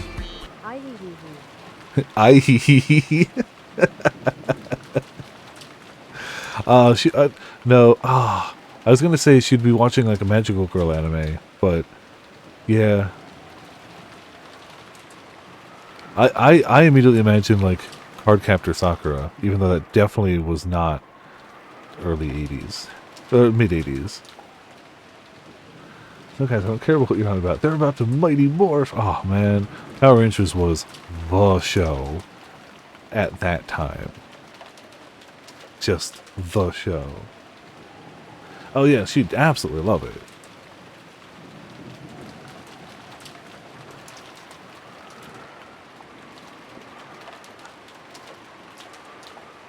By the time the kids made it outside, the adults were no longer in sight. But Jessica seemed to have a pretty good idea of where they'd gone, judging by the direction they'd been running. Following Jessica, we ran through the rain-soaked rose garden. The wind seemed to suddenly get stronger. The malicious sound of thunder began to ring out like it had the previous night. It felt like an eerie something had surrounded the island and was trying to stop us from moving forward. Jessica, is there something over this way? I'm pretty sure there's a storehouse for gardening tools or something. What in the world could be going on in a place like that? Just as Jessica had said, they began to see a storehouse in front of them. They could also see the adults there.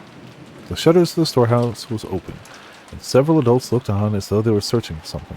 For some reason, only Natsui was outside the storehouse. Without even holding an umbrella, she looked like she was hanging her head and her back was facing them. There was Genji, Nanjo, and Natsui, who had just left the mansion. The ones who'd left earlier, Kanon, Eva, and Hideyoshi, were also there, making for a small crowd of people. But there was absolutely no bustle of activity. When Natsui realized that the children were approaching, a terrible expression rose to her face, and she ran at them with her arms spread wide. You mustn't come any closer! Go back to the mansion! But despite that, no. Because of that, the kids saw the scene Natsui was trying to keep them away from. Inside the storehouse, with its shutter wide open, a faint fluorescent light shone down. Right there was...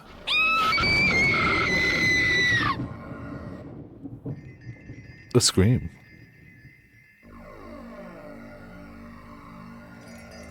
Jessica's piercing shriek rang out.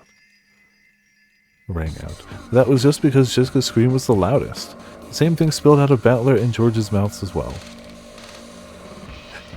No, yeah. Look, the cast of this game is on point for voice acting. All of them. Ava spread her arms just like Natsui, roaring at the kids with a bone-chilling expression on her face. George, take everyone and return to the mansion. Quickly. Right now. When Natsui spread her arms, I thought she was trying to prevent us from advancing any further. That wasn't why Ava was spreading her arms right now. She was trying to stop us kids from seeing that terrible scene, and it's clearly too late. You don't scream like that unless you've seen a terrible scene, or are actively being stabbed. It was her mother's heart trying to protect the eyes and hearts of us children by blocking our view of that terrible scene by at least the width of one of her arms. Is this some kind of joke? Is it? I've seen this kind of cheap scene all too often. In manga, TV, anime, and movies, I'd seen it over and over again. This was just seeing something appear in real life that I'd seen plenty of times before in some of those more sensational movies, right? That alone shouldn't... That suit. It's that old bastard's, isn't it? I get it. Then that's Uncle Kraus. And Kyrie-san and Aunt Rosa. Yeah. Yeah, no, he's back. It's fine. Dad! You mustn't, Jessica. You mustn't go in. You mustn't look.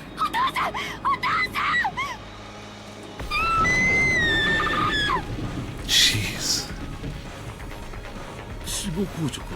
Rigor mortis has set in across almost the entire body. Most likely, 6 hours or more have passed since death.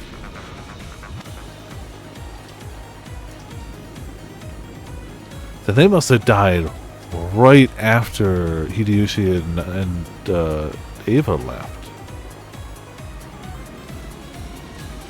Like they must have died fast. Oh, did it progress? Okay. The last time I think we saw the clock, it was 6.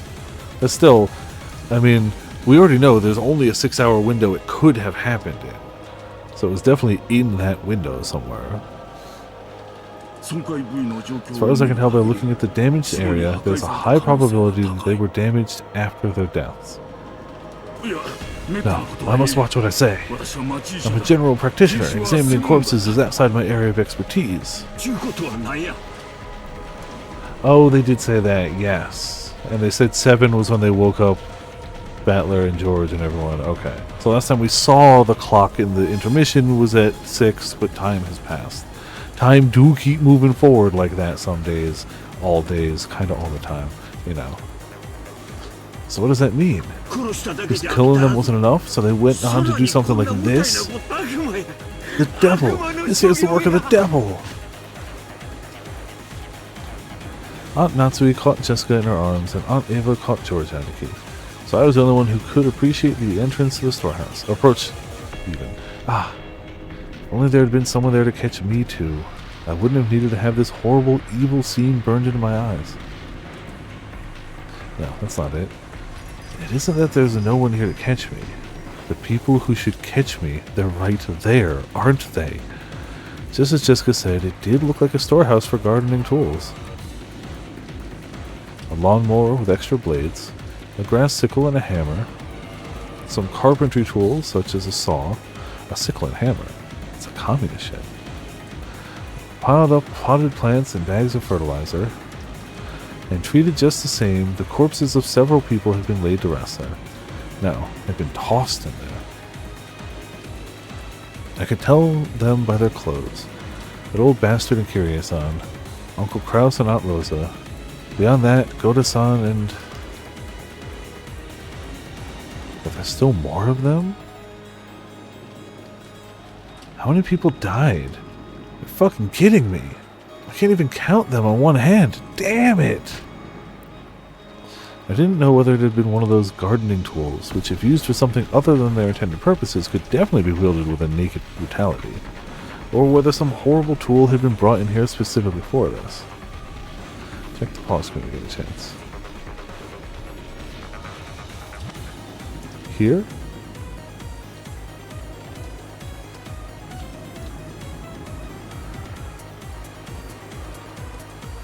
system. Oh, okay. Well. Rip indeed. His corpse was found inside the Rose Garden storehouse. His face seems to have been smashed after his death. How unfortunate. Apparently he was originally supposed to be on duty in the guest house. Her corpse was found inside the Rose Garden storehouse. Her face seems to have been smashed after her death. Okay, so it's... I'll get to see her again, so I don't feel lonely. His corpse was found inside the Rose Garden storehouse. His face seems to have been smashed after his death. He has a right to lament his ill fortune. Corpse was found inside the Rose Garden storehouse. Her face seems to have been smashed after her death. She was chosen by the Demon's Roulette. That's all there is to it. His corpse was found inside the Rose Garden. The direct cause of death is unknown, but it seems the side of his head was smashed after his death. This is the beginning of everything. And everyone else still here. Well, anyway. You've mentioned that, and I swear I just don't hear it. Like, I believe that. I'm not saying you're telling falsehoods, but I don't hear it. So it's clearly passed me by. But I'll check it every now and again, so, you know. Anyway, each one of the bodies jammed in here had been given an atrocious makeup. No, the music is loud always, which is good because the music's good, but it does mean that you don't usually hear that. Tough to catch sometimes. So yeah, I haven't caught it yet, and that's kind of okay. It wasn't makeup. It was more like their faces had been plowed. Smashed. The faces were smashed, forced into an expression that normal people couldn't make even after death. Thanks, sir. I couldn't tell whether the eyes or the noses were, but I could find their mouths because they were gaping wide, their gums exposed.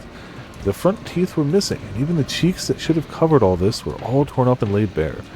That trendy makeup you always spent so much time on, even though you're a man, isn't doing a thing now.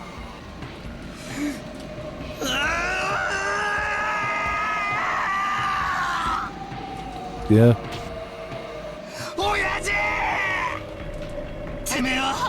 I always thought you were going to hell. But still, not like this, right? You weren't such a son of a bitch that you should have to suffer so brutally. I'm curious on.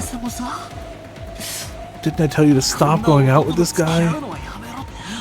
There's absolutely no reason for you to end up like this too. They've got no faces. No faces. Damn it, damn it, damn it, damn it. Jeez. Also, hey Mitz. Welcome to... We just found a bunch of people dead. Everything is happening. Now. Yep. Battler-san, you mustn't look anymore. There's no way your mother and father would want you to see them like this. For your mother and your father's sakes, you mustn't look anymore. Dead people are supposed to have faces that look like they're sleeping peacefully, right?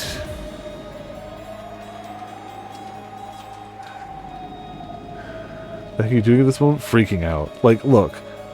If I saw any fraction of what they saw, even if they weren't people I knew in any way, I'd just be freaking out. But if it was specifically like my parents, I'd be losing it. Just finished cutting meat. Ah, okay. Perfect. Same, you know, red. Unless it was chicken meat, in which case, not red. They've got no faces! My dad and Kiryu-san have no faces! I don't even know what kind of faces they were wearing when they died. What's wrong with me? We'll have to see those smashed monster-like faces every time I remember them. That's just great! I didn't want to remember that old bastard smug face anyway. Just great, just great! Doesn't ring a bell, but I mean, it's got meat, so it's probably delicious. But why even Kiryu-san's face? Kiryu-san wasn't a crook. Sure, she ticked me off a bit now and again, but she was like a cool big sister to me. Korean beef dish. Okay. Sounds tasty. This is wrong. This is all wrong. At least Uncle Kraus has it better, doesn't he? It's not his whole face, just the side. At least he's got half his face left, right? No, is it left or right? Which side is it? That's still better. That's still better. Fishing. Perfect time to cast a line. You know. Jessica filled her ears with the sound of her own screaming, trying to shut out my reckless words. Yeah, but safe. But hey, you caught an actual fish. Congrats. Stop it, Battler. Just stop it. Just stop it. You could... Again, get it. Disregarding age and appearance, I fell to my knees, clinging to Anaki's waist and sobbing. It's as if I was crying on behalf of everyone there. Representing the feelings of everyone there, I screamed over and over.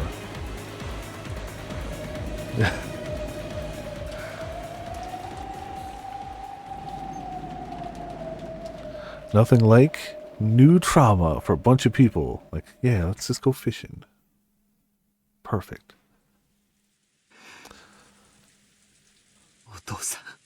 Father. The ones lying dead. Lying over there are Uncle Kraus, Uncle Rudolph, Aunt Kyrie, and Aunt Rosa, and Goda-san. Just those 5, right? Yeah. No, there are 6 people. There's one more person over here. Oh. About to have a worse day. The body Hideyoshi was looking down on now happened to be hidden among the shadows in that mountain range of objects, in a blind spot to George, who stood by the entrance. So, George couldn't tell whose body it was. So, George cursed himself. Cursed the fact that his worst guesses always turned out to be right. The one lying at your feet is... Shannon, isn't it? Oh. Yes. See, I feel like that would be where they'd update this. Okay, I didn't hear anything yet. Okay, well, I heard the glass crack, but, you know, that's fine. Shannon-chan. It's Shannon-chan. Yeah, it's really obvious when there's no music. It's still quiet, though. Like, it's still not, like, attention-grabbing.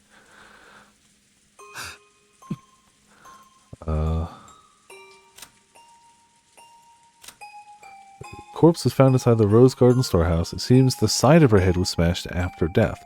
Don't worry, everyone will be revived in the Golden Land. You know what? While we're here, let's save it up.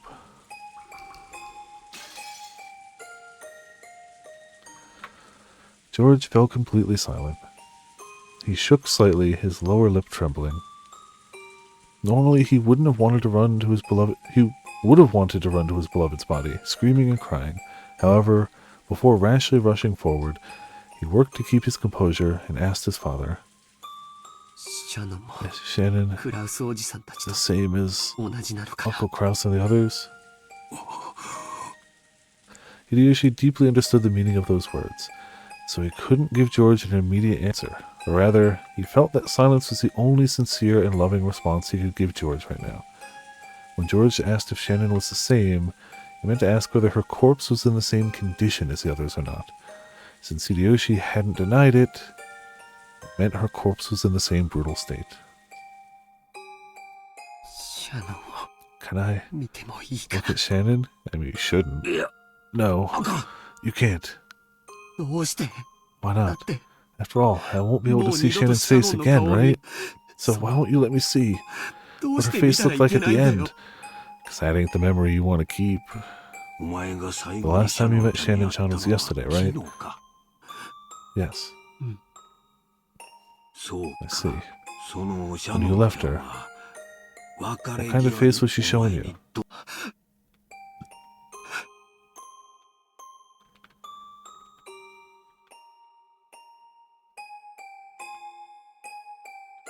It was a wonderful smile. After he handed her the ring, she hesitated even though she must have already made up her mind. Then she looked bashful and ran away because she was embarrassed to let him see her face looking like that.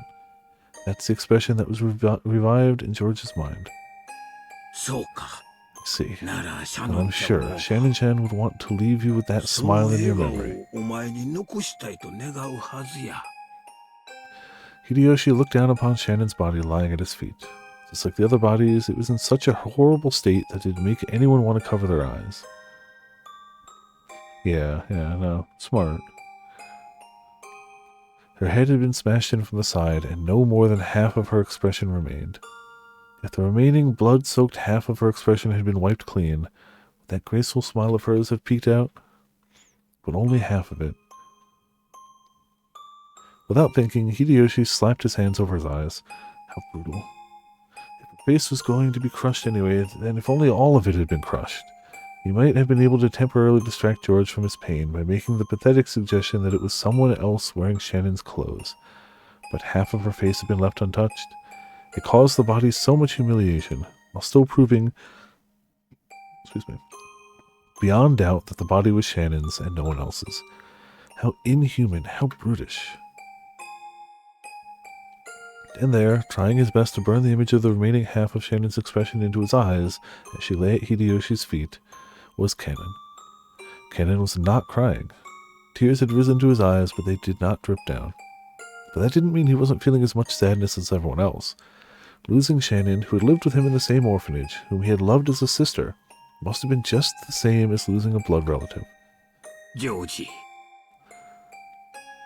Yeah, I mean, yeah. George, シャノンちゃん I'm は sure Shannon-chan ありがとう is を saying 言う thank てる you. よお前に。 She must be glad you didn't end up seeing her in such a pitiful state. I'm お sure. 前が耐えてくれ She's たこ thanking と you for holding strong and showing 感謝 restraint. しとるで。分かってる I 分 understand. かってるよ父さん I understand, Father. I 分かってる understand. よ George leaned against the outside wall of the storehouse, crouching down limply. 父さん Father, 頼みがある I have a request. なんや。 What is it? 僕の代わ I り want you に to look for 見 me. てほしいシャノンは Is there 指輪をつ A けてる ring か on ら Shannon's finger? 指輪 A ring. ちょいと見てみ Let me see.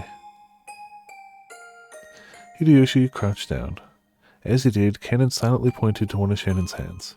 あ Yeah, あ、あるで。 there is. こりゃ、 It's a ダイヤ diamond の ring. 指輪、クズダイヤ It と was a 違う。 valuable diamond. なかな Must か have の been pretty 値打ちもんや。それは And どっちの手の hand. どの指にあ Which る finger の is か it on? と、 Hmm. 左 The 手 ring の finger of her 薬指 left hand. そっか。 Let's see. シャノン So ちゃん、 Shannon-chan 婚約 was しとったん engaged. か。ジョージ George, don't tell me you. エヴァ、今はそんなん関 Yeah, 係 but ない that で。 doesn't matter now. シャノンちゃんは男 Man に made a 将来を lifelong 約束さ promise れ to とったんや。 Shannon-chan. 一生を The 幸 man せに promised してや her ると男 happiness に for 言わ life. それが誰か Who は that man 問題と was ちゃうで isn't the issue here.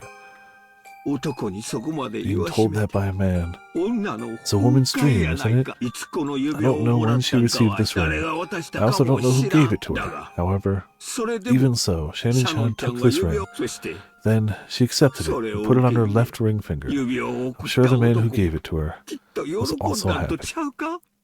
To most of the people there, Hideyoshi was simply disturbed by this extraordinary situation and was blurting out nonsense. However, someone who knew of George and Shannon's true relationship would understand the full meaning of those words. そっか I see. あ Thank り you, がとう父さん Father. George stood up. The traces of tears still streaked his face, but his expression had returned to its usual calm one. Let's go. 行こうバトラー君 Battler-kun, ジェシカちゃん Jessica-chan, これ以上 if you stay here any longer, we'll get in the way of the adults. 大人のそうだな You're right. Jessica sniffled once, showing her face to her mother, who had been holding her the whole time, to let her know she was okay now. When she faced George again, she once again had on her usual expression, although she still couldn't smile. バトラーしっかり Battler, hang in there. Battler kept on crouching in front of his parents' bodies. すまねえな Sorry. がっつり泣いた Crying ら like 落 hell ち着いた calmed me ぜ down. 親父の野郎 Bastard. Dad. Bet you're laughing at me. ちょっと死んじ For ま all った that く shit ら I いで talked ビ about ビ you, な here I am んじゃねえ crying ぜ like a baby just because you died. 笑ってやがれ You don't. 仕方ねえだろ Well, So what? 親が死ん Guess だ I ら just 泣 got くよう that に gene that makes you cry when your parents 遺 kick 伝 the 子吸い bucket. 込まれちまってん Yeah, だから the よ gene that lets you have emotions? Yeah, I guess he must have caught that somewhere. Battler's face was still bright red from the tears, but he had at least recovered enough to fake a smile, if only a bitter one. カノン、お前も Canon, これ以 you 上こ mustn't こにいて remain はい here けま any せん。 longer either. 子供たちを連 Take れ the て children and return to お the 屋敷に mansion. 戻っていなさい。 Natsui had been standing under the rain this whole time, unable to take a step inside the storehouse. Maybe she had her own way of grieving, different from Battler's. Realizing that she had to take on a role of responsibility now that her husband was dead, she gave Canon these orders. はい、 Yes, 奥様。 madam. Canon rose silently and turned to face me. His face was pure white, almost as though his own heart had died along with Shannon, and there was no life in his expression. On an ordinary day, if he'd been told to guide the children through the beautiful rose garden, Canon might have led the way. But now, there was no distinction between Canon and the children. They were now just kids of about the same age, suffering the pain of losing those close to them.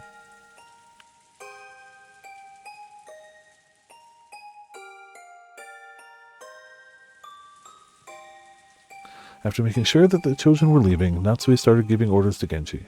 ケンチ、 Genji, すぐに警察 contact に the 連絡 police しなさい。 immediately. 台風が通り They 過ぎ probably るま won't で be は able to 来 come られ until ない the でしょう typhoon か。 passes, but they should be どう able す to れば tell いい us か what to do next. 指示を与えてくれ。 わかりました Understood. 防災用の無線機があり There's ま an す emergency radio, so I'll use that to contact them. I was wondering, because the phones weren't working, but radio, that would check out. Yep, That would also be how they'd contact people who could fix the phone.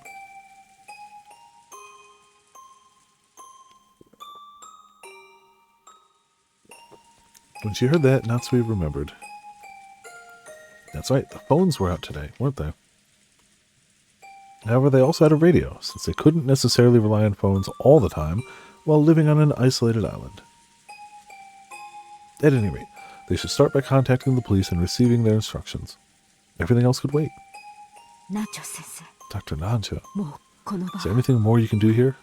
どうしよう。 Yeah, I've got my fix them and make them better injection in my pocket. They'll be fine. Unfortunately, 私には there's nothing I can 何 do. もできませんな。わかりました。 Understood. ケンジ、 Genji, could you at least cover their faces with something? このような姿 Exposing を them like 晒 this す is humiliating to them as well. 当人にとっても。はい Yes, madam. Again, she picked up several dried-up towels from inside the storehouse. When Ava stopped him with a shrill voice. ちょっとちょっと。 Wait a second. お待ちなさいよ。ここは犯行 This is 現 the 場 scene なん of で the しょ。 crime, isn't it? なら変に手を Then we 加えちゃ mustn't ダ disturb メよ it. 私たちは We 混 all 乱してて panicked 現 and 場 walked に in 土 here 足 with で our 踏み入っ shoes ちゃ on, った but けど even that will surely get in the way そ of れ the はきっ police's と警 investigation, 察の right? 捜査の邪魔になっ Natsui glared at Ava, offended. Objectively speaking, Ava was right. Even so, she glared at Ava as though accusing her of refusing to do those tragic corpses which had been humiliated even after death. The simple kindness of covering their faces. However, Ava had spoken both calmly and correctly. This horrible situation definitely wasn't an accident. It was a crime. Someone had killed them. It was a murder case. So they needed to be careful to avoid disturbing the site any further. They had to do what little they could to aid the police, preserving clues that might help catch the detestable culprit. 私も I agree with Ava-san. 警察が来 Until る the まで police come, we should leave ここ everything は be. 手をつけずに。奥様 What do you say, い madam? かがなさいますかそうですね。 You're right. わかりました。 Very well. ここを閉ざし Close なさ it い。 up. それから And just in case, we should put a different lock on it. ここに別 別の施錠 Different lock? ええ、 Yes. ここに来た時 When we came here, the シャ shutter ッ was ターと locked. いうことは That means the culprit シャッターの used 鍵 the を key 使 to い the shutter to lock 犯 it. 人が施錠。確かに Makes 通り sense. じゃあ So ここを開 does けた限 that り mean the key that 犯人の opens the 指 shutter 紋 will が have the 残ってる culprit's とちゃう fingerprints か on it? 警察に証拠 I'm として sure it'll be 提 worth 出す submitting る to 価 the 値はあ police's るでしょう evidence. か Oh, they do think about fingerprints. Okay. Sensubin. Yeah, no. I'm pretty sure this is a little ways after that would be effective. カノン君が普通に持ってこ But こを開 Canon けるの Kun に使 usually 用 has しちゃ it, った and わ he used it to unlock the shed just now. 多分 It'll probably have カノン Canon's 君の fingerprints 指 on 紋 it. そしてその鍵は Also, さっ that key was handed to 源氏さん Genji-san に手 just 渡さ now, れ and he took it with 源 his 氏さん bare もする hands. 大した証 Doesn't 拠に look は like なり it'll そう be に very ない useful as わね evidence. それは不用心 That was でした careless of me. 申し訳 My ございません apologies. 源氏さん Genji-san, この倉庫の are there 鍵 any は other 他 keys に to も the あるのか storehouse? いいえ No. この一つだ Only けで this す one. Can let it pass. Yeah, no, it's fine. ということは So the culprit walked out of the servants' room with that key, and then was nice enough to return the key to where they found it? ということになるな。 Hideyoshi's theory sounded plausible, but was it actually very strange if you thought about it? Why would they go to all the trouble of returning the key they stole? No, think about it even more deeply, there are some points that are even more bizarre. When a criminal hides a body, they're usually trying to delay the point at which it'll be found, so they can use that time to escape. The six weren't necessarily killed here, but it was reasonable to assume that they were killed somewhere on this island, carried to the storehouse, and hidden to delay the discovery of the crime.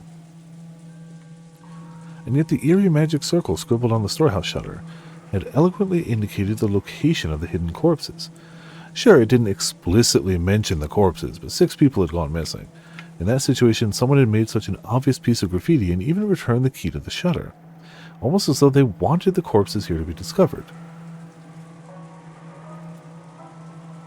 とにかく一度は犯人が開け閉めをした施錠だけでは信用できませ Anyway, ん。 we can't put all our faith in a lock that the culprit has opened once before. 犯人の手からもこの場所を保護する意味 If we で want to protect this place from the 施 culprit's 錠を hands, I 新た think we にし should たい put と a 言ってい new る lock の on で it. す。いい案だと思います。 I think that's a good plan. 私も I agree. 賛成です。 Genji fished around inside the storehouse and unsealed a brand new padlock that had been inside a small box. 鍵は What should ど I do う with な the さい key? ますか 私が持ちましょう。 I will take it. 責任を持って I'll take responsibility and 警察に hand 手 it 渡 over し to ま the す。 police. Natsui took the key to the padlock from Genji's hand. After that, they all exited and lowered the shutter. And so the corpses were once again sealed behind the shutter, which was still covered with that creepy magic circle. Oh yeah, they didn't get any paint. Genji crouched down in front of the shutter to fasten the new padlock. Shutters often have a place in front where you can attach your own lock in addition to the main lock of the shutter. This was one of those types. In the midst of the roar of thunder and the pouring rain, the storehouse stood there ominously. With its closed shutter still covered in a blood-like, creepy substance, it swallowed up the bodies of the 6. Slightly bigger problems than the paint, yeah. To Natsui, putting a new lock on wasn't mainly to preserve the scene for the police. She might have felt like she wanted to shut that mouth for all eternity. To prevent that eerie beast from swallowing up any more victims. さあ Come on, let's go everyone. 行きましょう。南條先生。 Dr. Nanjo, 遅く thank you も very あ much り for が your とう work. 源氏は急いで警 Genji, 察に hurry 連 and 絡を contact the police. 戻りましたら I will do so as すぐ soon に as I 連 return. 絡します The adults left the storehouse. The ghastly magic circle drawn on the shutter kept the 6 bodies in its throat, looming eerily as the lightning occasionally lit it up.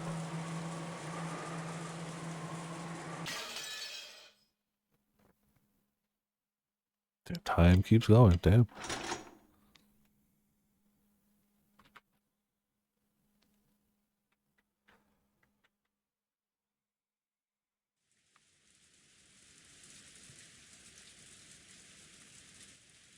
All that could be heard was the sound of the rain, the voices from the kids' TV program Maria was watching, and the engrossed Maria's cackling voice. In other words, what greeted them as they returned dumbfounded from that horrible, bizarre scene was the voice of Maria as she rolled around laughing at the TV. Those who returned to the room didn't know how to explain to Maria that her mother was dead. And were trapped by a suffocating silence. At first, Maria returned to their stares with a dubious look. But when she realized they weren't trying to blame her for anything, she ignored them and again immersed herself in the TV program. The children wordlessly sat down heavily on the sofa. Their minds were probably blank from their state of shock. Everyone had already cried and mourned so much, but now they just vaguely sat there, their faces seeming to have lost all emotion. Only Cannon had returned to his usual calm expression. However, that probably didn't mean he'd been able to wipe out the shock. Nothing was reflected in his eyes as he stared into empty space. Hideyoshi kept on fidgeting, and every time he remembered that horrible scene, he started muttering about how he couldn't believe it, how he couldn't have been something from this world, how it must have been the work of demons. Every now and then, his mutterings produced a question directed at Nancho. But the latter kept repeating in a calm, doctor-like manner that nothing could be understood by only glancing at the scene, and that until the police arrived, they wouldn't learn anything. However, Nanjo only appeared calm next to Hideyoshi, who simply couldn't suppress his agitation and fear. In fact, Nanjo had also received a huge shock, and his face was a deathly pale. Maybe that atmosphere was why she tried to raise to the challenge and take charge. Natsui appeared to be unchanged from her normal attitude, and she briskly gave directions. 私はお I'll 父 go see 様 father. と源氏は急ぎ Genji, quickly 警察 contact へ the 連絡を police. かしこまりました Certainly. 私も一緒させ I て wonder い if た you だ would い allow me てい to いか tag しら along, 夏 Natsui 姫ク Nisa. ラウス兄さんがい Since なくなった Kraus 以上 Nissan is now お gone, 父 the 様 task の of aiding 補佐は father has 私 been の left 仕 to 事 me. だその It 私 would be が夏 improper 姫 of さ me ん to に relax 任せっ here き while りで relying entirely こ on こ you. でくつろいでいるわけにはいか Natsui な was struck い speechless わ by Ava's aggressive move in a situation like this. She seemed to be claiming that, with Kraus dead, the one to take responsibility shouldn't be his wife, but herself, the next highly ranked in the family. Or maybe she hadn't been at all happy when Natsui took command without reference to her in such an extreme situation. However, even Ava's mind had been blank from shock until a moment ago. She only came to her senses after Natsui started giving orders. お好きになさる Just といい do で as し you ょう like. Natsui started walking without saying a word more. Ava followed behind her. As they did, Kumasawa ran into the parlor.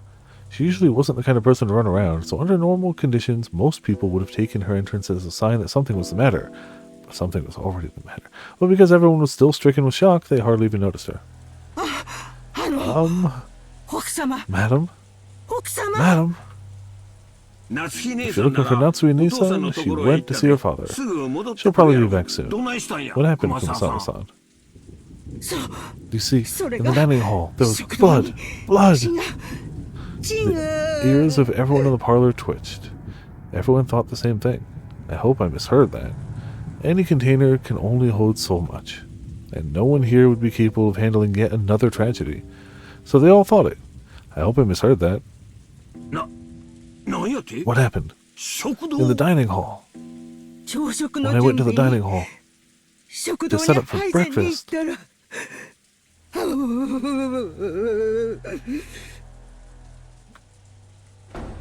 The first one to start running was George. His harsh footsteps jogged Hideyoshi and Nanjo to their senses, and they chased after him. Battler and the others followed. They flew into the dining hall one after another, but they didn't find any change that might have caused Kumasawa to go pale. To those who had viewed the gruesome scene in the storehouse, it was a bit of an anticlimax. However, Kumasawa, who had followed them, pointed it out. There really were some traces of blood remaining on the floor. Compared to that terrible scene, it wasn't very impressive. However, if you calmly thought about it, this definitely indicated the loss of a lot of blood. ここにも There's another puddle of blood over こ here. れは一体 What in the world? It appears that a great deal of time has passed. おそらく夕べ It's probably safe to say that they were killed here ここで last night. 殺されたんだと思うそういう definitely こ looks と that に way. なるんやわしらは夕べ We were talking together in the dining hall until late into the night. そしてここに After that, someone must have forced their way 何 in. かが起きたに違いない父さんたちが打ち合わせ Dad, を抜 when けて did 休 you ん and だ Mom の slip out of the は meeting 何 and 時 go だ to っけ sleep? 昨夜の24時を少し過 It was ぎ a た little と past いう midnight. 頃やだから So, I should probably assume it happened after that. どうやろうな Pretty safe to assume. Are you kidding me? して Give me a break. お嬢様 Lady, please stay strong. 俺はもう After seeing that hell on earth in the さっきの storehouse, 倉庫で this is お前の地獄 nothing. ってやつを拝んじまったから I believe that, but that's 今 not, 更このくらい still じゃ not 答える good. ぜ Really? Good for you. I feel like my head's gonna explode. This is the dining hall, right? Every day, this is where I'd eat, complain about school, complain about homework, talk to my dad about my grades. That's what this place is to me. お嬢様 Lady, これ以上 it wouldn't be good to こ remain こに here いる any 客 longer. へ戻りま Let's しょう return to the parlor. 俺も同感す I 秀吉お agree. じさん Uncle この Hideyoshi, 部屋はた I だ think this room will be really 警 important to 察 the と police. 俺たちが見 Don't 荒 you らし think it'd be bad if we trampled all over it? Battler proposed this in a slightly firm voice as, along with Cannon, he grabbed the pale and shaking Jessica's shoulders. バトラさんの言う通り Everything is just as Battler-san has said. この部屋にこれ There's 以上 nothing more to be 好 gained ん from で生 remaining き in 続け this ること room. はありますまい Nanjo spoke while looking at everyone's pale faces. Even though that horrible scene in the storehouse felt like something not of this world, at least then we'd been able to leave, to cut ourselves off from that place and run away. Everyone had shared in that feeling. However, this dining hall was different. It was in the mansion, the main building of this estate, and as Jessica had said, it should have been one of the most calming places even inside the mansion. It was where all of the relatives had eaten lunch and dinner yesterday. The shock of seeing this place smeared with blood reminded us of that horrible spectacle in the storehouse, and forced us to accept that we hadn't really been able to run away from the scene of that tragedy. I agree too. The culprit might have left traces in this room. Amateurs like us shouldn't stir the place up. Let's leave quickly. Quickly. Hideyoshi also understood the meaning of what Battler had said and pushed everyone to hurry out of the dining hall. The way we were then, looking at that blood any longer would have been too harsh. Nobody went against his words. Everyone raced each other out of the dining hall. It was almost as though the last person in the room would be trapped in there, all alone.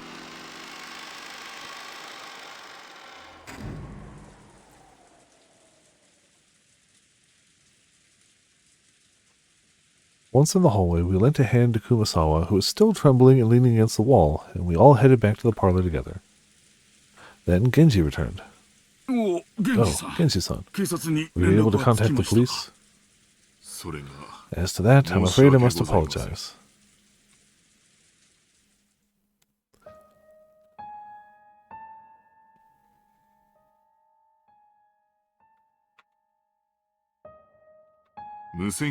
Oh, guess I had to hit it again. I don't know if it was a failure of the radio or something else that caused it, but... What the... So you couldn't contact the police? Both the phone and the radio failed? My apologies. The boat will be arriving on Monday morning, and I believe we will be able to borrow their communication equipment. Isn't there a boat on this island? Can't we just take a little trip out to the Nijima Police Department? Hideyoshi-san, that would be impossible with this weather. At the very least we can't do anything until the typhoon passes us by. Kraus-sama's boat is being repaired and is not on the island. Therefore, we must wait for the boat coming on Monday. How could this happen? 6 people are dead. The phones and radio aren't working and there's no boat. So until the typhoon passes and the boat comes, in other words, until tomorrow morning, we're going to be stuck here on this island, unable to contact the police, aren't we? Yeah, that's the long and short of it. It means that... Excuse me, not just us. But the criminal who killed everyone is also confined to this island. Certainly follows. The culprit who killed everyone is still here on the island. So the bastard who killed Dad and the others must still be hiding somewhere, unable to escape. Damn it. Damn it. Now catch that bastard. No way I'll hand him over to the police. I'll slice him to bits myself.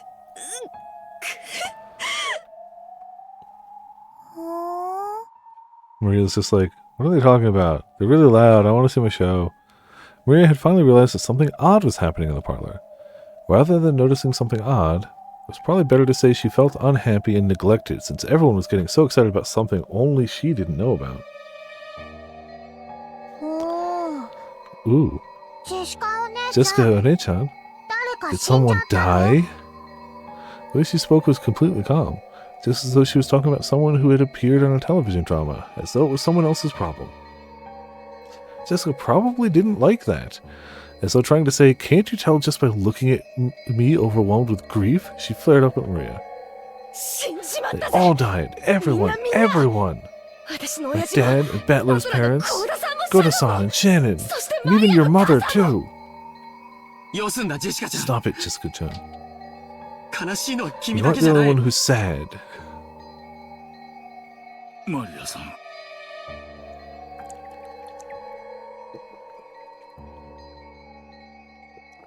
Maria-san, I know this will come as a shock, but please listen.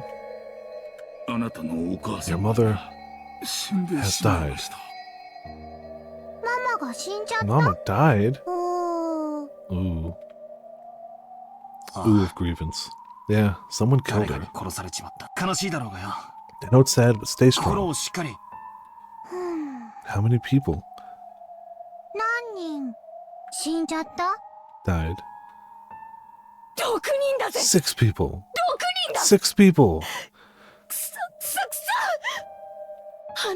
How can anyone do something that cruel? There's a limit to how cruel you can be if you're human. I don't know who it is, but the culprit isn't human. There's no way their blood is red. うん。 Ooh, 犯人は人間じゃ culprit ない。 isn't human.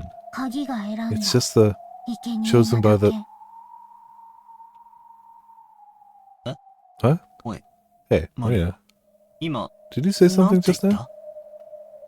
Maria had just said something, but since the words were so remotely separated from the flow and the context of the conversation, I couldn't understand them for a second.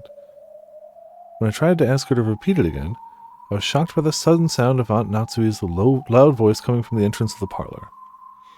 It looked like Aunt Natsui and Aunt Eva had returned from their trip to see grandfather.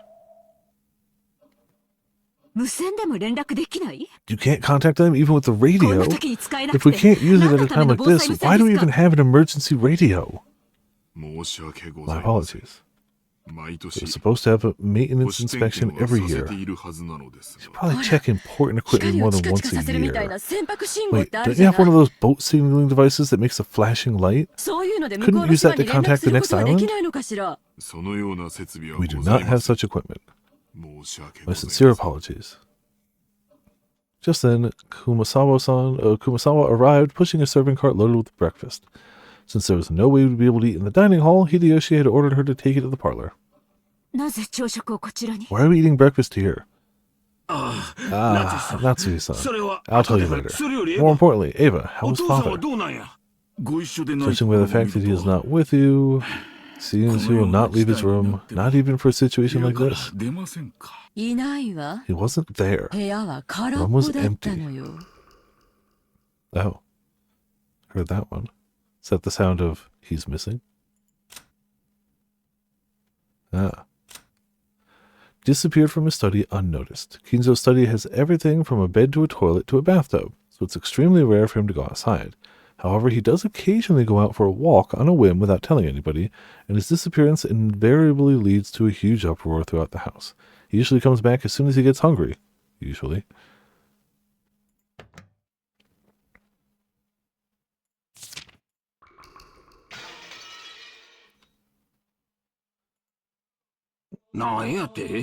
What the? こんな時に Where could he have gone at a time like this? 親方様が Do you mean to say the 書 master 斎 has を left 出ら his れたとい study? うのですか。そうです That's correct. I was 私 surprised も myself. 驚いていつの間に部 I 屋を出 wonder た when he left his room. あなたた Do ち any of you have an 心当たり idea? はないのですか？ Natsui looked at Genji and Kanen as she said this. Maybe she was trying to ask whether the servants who served directly under the one-winged eagle, knew of a place he might go. However, it was probably the other way around. Their faces made it clear that those who knew Kinzo best realized even more than the rest how impossible it was for him to leave his room. 僕たちにも Even we have 見 no 当が idea. つきません。ご存知の As 通 you り all know, within that study, the master had everything from a place to sleep to a bathroom. 親方様が I あの部 couldn't 屋を imagine お出 him にな leaving る that ことは room except for a よっ significant ぽどの reason. ことがない限りとなると In that case, what? そのよっぽどのことがあったって考える Isn't it のが natural to assume that one of these significant significant reasons came up? No, you don't care about none of y'all. At all. まだ Not そうと the 決まっ living たわけでは storage ありません。 container. And you know, it's end times, but if it's end times by his own will, you know. We still cannot be certain that's the case. とにかく気まぐれなこ Anyway, とで he す is か a fickle person, so it's ら possible 現 he 状 went を for ご a 存 walk 知 by なく himself, お unaware 一 of the 人で current 散歩を仮 situation. にそうだとしたら A walk in the 一 rain? 刻も早く現状をお In the 知らせして typhoon? ご指示を If 仰がねばなり if ませ that ん is the case, then we must act in all haste to tell him what has happened and ask for instructions. そうね。 That's right. 考えたくはない Although I don't want to think about it, it's possible something お has 父 happened to 様の him, 身 isn't に it? 何かあったのかも。そのような I'd 不吉 rather な not こと even は考 consider えた such く a もありま sinister せん possibility. No one had seen Kinzo since the discovery of those 6 terrible corpses. On top of that, the phones were broken, the radio wouldn't reach anyone, and there was no way to contact the police. Apparently the typhoon would leave tomorrow and a boat would come. Until then, no one could rely on anyone outside of the island, nor could they escape the island. The tragedy had hit everyone so abruptly that they'd lost all their composure. Everyone felt a heavy silence. Everyone was impatient. Even though they needed to do something, they couldn't think of anything. So some of them held their heads in their arms while others got irritated. Right now, no one could explain what was occurring on this island, Rokinjima.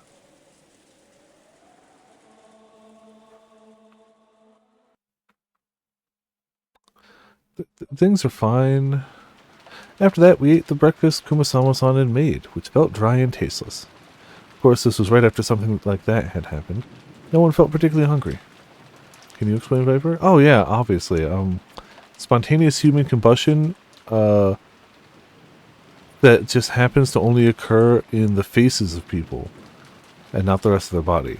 And for some people, half of their faces. That's it. However, we understood logically that not eating would weaken our bodies. Facial combustion. Yeah.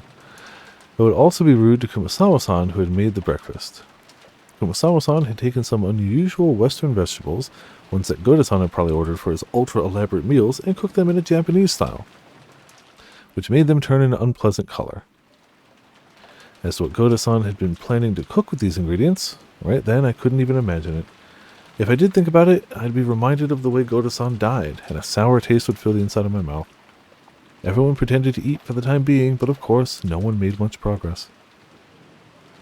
Then we began pooling our knowledge from our current situation. First off, 6 people, which included Uncle Kraus. I'm only just realizing, even though it's super obvious, how jarring it is to go straight from Witch on the Hundred Night to Holy Night to this as back-to-back visual novels.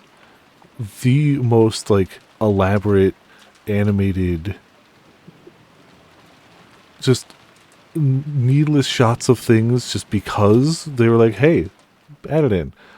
I was just like, huh, it's weird they didn't show a picture of the food. It's not weird, it's just Witch on the Holy Night would do it. But it's not weird at all for them to just not make an art asset for something that they mention for a few lines of text and probably won't come up again. Yeah, and that's what visual novels are best at. I understand that. I totally get it. When you have a good story to tell, but you don't have the money to make it, super elaborate, you make a visual novel. Because that's the way you can get the most bang for your buck. Sakura Wars will top it. Is the Sakura Wars show even less? Yeah. I know we're not using the original assets here, but I do know that there are original assets, and they were handmade. We'll go with handmade. Oh, not tonal whiplash, though. Dead people end up in both, I guess. Still, definitely a different tone. But no, I was talking specifically it's crazy that Witch on the Holy Night would definitely show not just one thing of food. They'd show the different, it's crazy, yeah. Prefer the MS Paint sprites? Yeah, I'm not saying they're bad. I am saying they're different.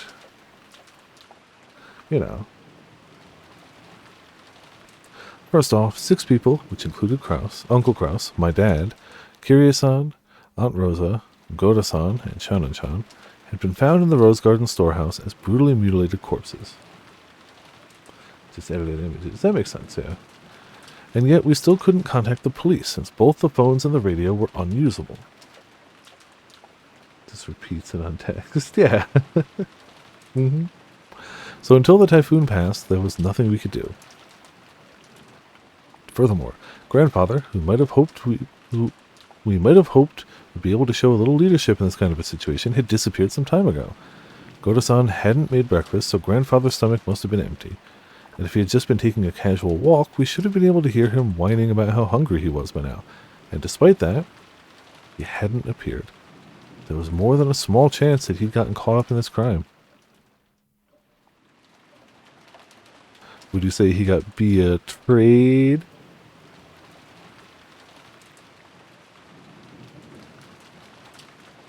That's as far as the chair will go. Alright. We're back.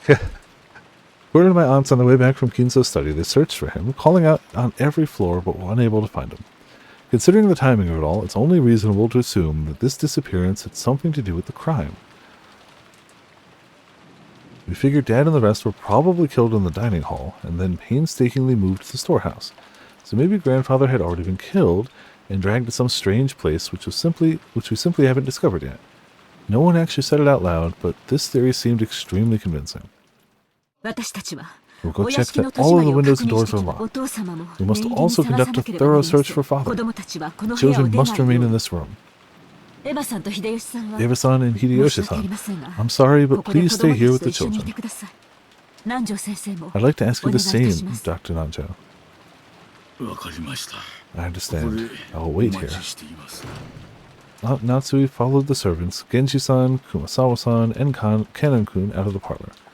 All that was left was Aunt Eva, Uncle Hideyoshi, Dr. Nanjo, and the four of us children, a total of 7 people. Let's all stick together and maybe watch some television while we wait. Though I doubt we'll find anything good on in the middle of a day on a Sunday. Yeah, that's the problem. Uncle Hideyoshi started acting cheerfully, trying to brighten up this gloomy atmosphere. Ooh. Good show. Watch it. Watch it. Ooh. Ooh. Oh, really? You want to watch TV, Maria-chan? Then come and watch it with your uncle. Maria was the only one who joined in. Even though Maria had been told of her mother's death, she didn't show the slightest flicker in her emotions. Was it really normal for a 9-year-old girl like Maria to act so much like a very young child? Everyone else's mood failed to improve, and they each sank absent-mindedly into their sofas. 兄貴、聞いていい Can I か ask you something? なんだい What is it? さっき倉庫で Just now, in the 兄 storehouse. 貴は You said something about シャノンちゃ Shannon-chan んの指 and 輪 a の ring. 話あれ Did you give that to her? 送ったのは George Aniki didn't answer, but he hung his head and closed both of his eyes. There could be no clearer response. よせよパト Put ラ it, Ballard. 少しは察し Figure it out yourself. Alright. 悪いことを聞いたぜ I shouldn't have asked.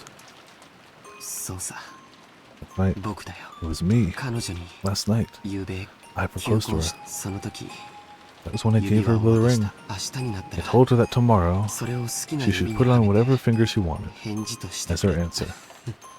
Guess it was a pretty pretentious thing to say. That ring had been on the ring finger of Shannon-chan's left hand.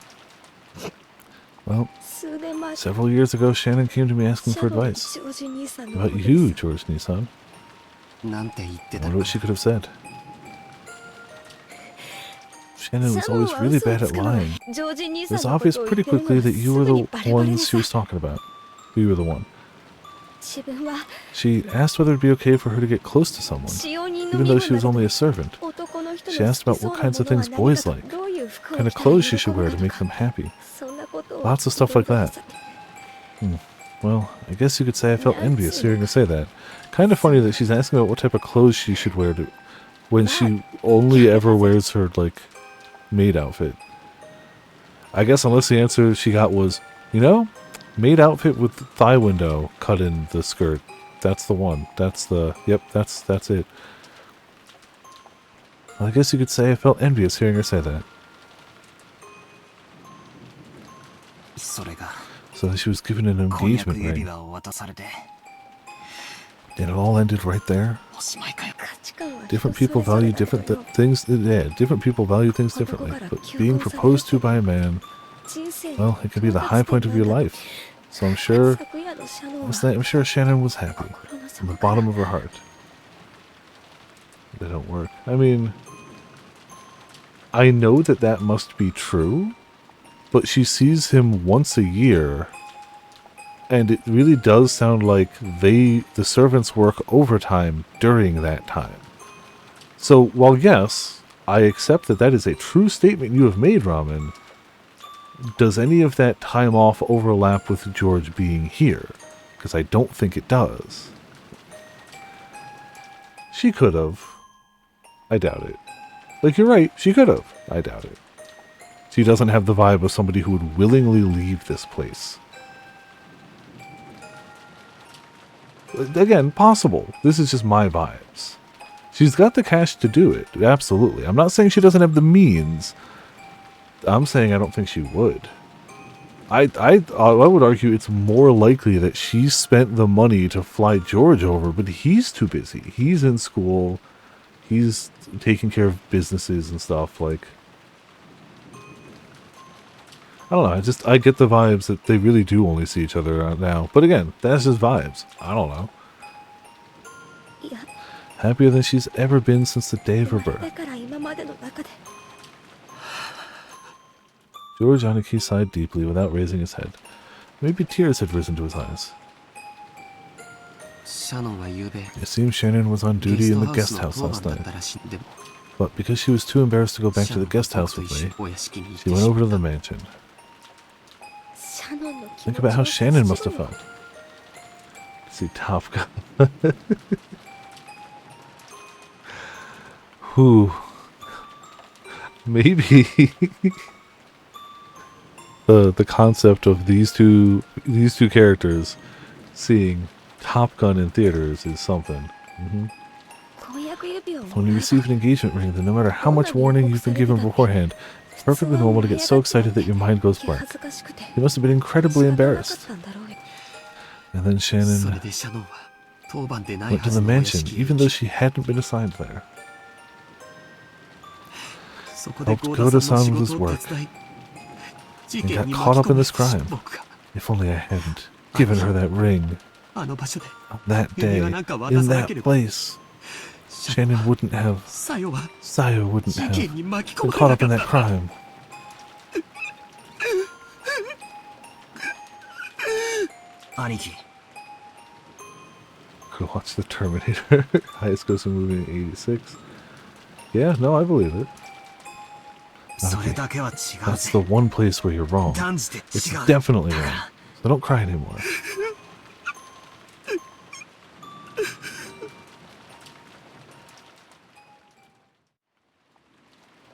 バトラー君、そっ Battle としてあ Kun. げなさい。 Let's leave him be.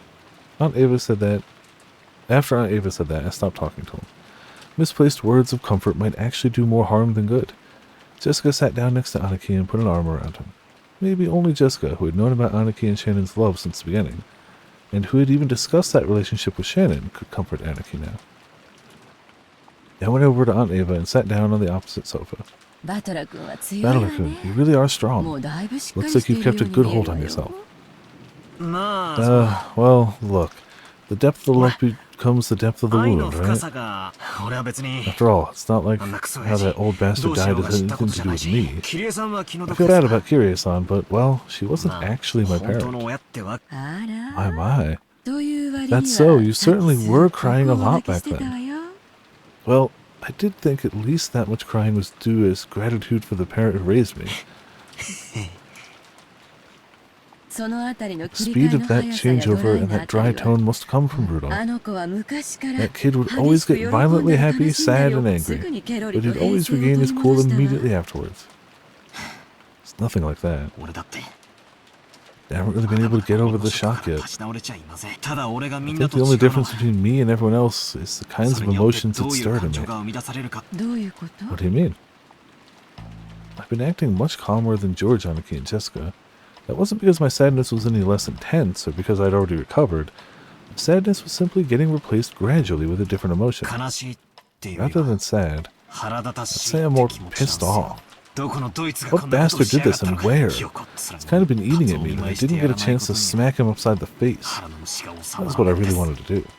I couldn't forgive myself if I just sat there, overwhelmed with sadness and hugging my knees. 親父たちが殺されて Since 以 the 降 time Dad and the others were killed, this island has been covered by the 台風 typhoon, に包まれ which means the bastard これ responsible だけ for の all 上 this is 等を still 決めて somewhere く on れや this がって island. そういうことになるわね。 Yes, that would seem to be the case. 今も I wonder if they're 暗い hiding 森 somewhere in の that どこ dark かに身を forest even 潜め now. ているのかしら。 I felt like I'd had a very similar conversation with Kirie-san the other night before. That's right. After the letter from the person claiming to be Beatrice appeared at the dinner table last night, we talked about whether or not a 19th person actually exists. エヴァおばさん Aunt Ava, この殺人 do you think this murder 昨夜の has ベ anything ア to ト do リー with チ the の letter 瞳 from と Beatrice last night? 何か関連があるんで The しょう news か was 85? Damn, alright. In the chessboard around, yeah. Uh-huh. あ Ah, that あ、 one. 例の So there, it's just the fact that I know that this game has a passionate fan base, and many of them create things. I am willing to say that there definitely exists a GIF of Battler with a chessboard on his hand, spinning it like a basketball. That exists, and I know this because it has to. Not because I've seen it, but because it must. Ah, that one? Well, I wonder. All of the siblings agree that the mysterious letter was sent to further complicate the problem of father's inheritance. As to whether that and the case this morning are related, it's impossible to tell at this stage. Was that letter really given to Maria by some witch called Beatrice? How could it be? All of it was a farce devised by father, wasn't it? He made Shannon-chan or someone wear that dress from the portrait and trick Maria-chan, right? See, to be fair, he does seem like a powerful enough simp to own that dress. I'm not saying this is what happened. I'm saying I do believe truly that the depths of his simping would have him own that dress. Isn't that just the kind of overly intricate prank father would pull? Last night, I talked with Kiryu-san about whether Beatrice actually exists. And Kiryu-san also said that Beatrice was probably one of the 18 of us. It's my face. Isn't it that obvious? There's no one else on this island besides us, right? Then there must be someone amongst us who's pretending to be Beatrice. There's no one else but us on this island. You think? Obviously, right? Are you saying there could be someone else here other than us? No one is on this island except us. There are only 18 people. So the one pretending to be Beatrice has to be one of those 18. Kiryu-san denied the existence of a 19th person by spinning the chessboard around. Even though Aunt Ava hadn't constructed an argument that complicated, her opinion at least was the same. Except, if that's the case, our situation starts to look very ugly. At the time of Beatrice's letter, the whole thing could be passed off as a prank set up by someone or another. However, if we're assuming there's no 19th person, we can't ignore this anymore. I don't think you should ignore it at all, but you know, it's fine.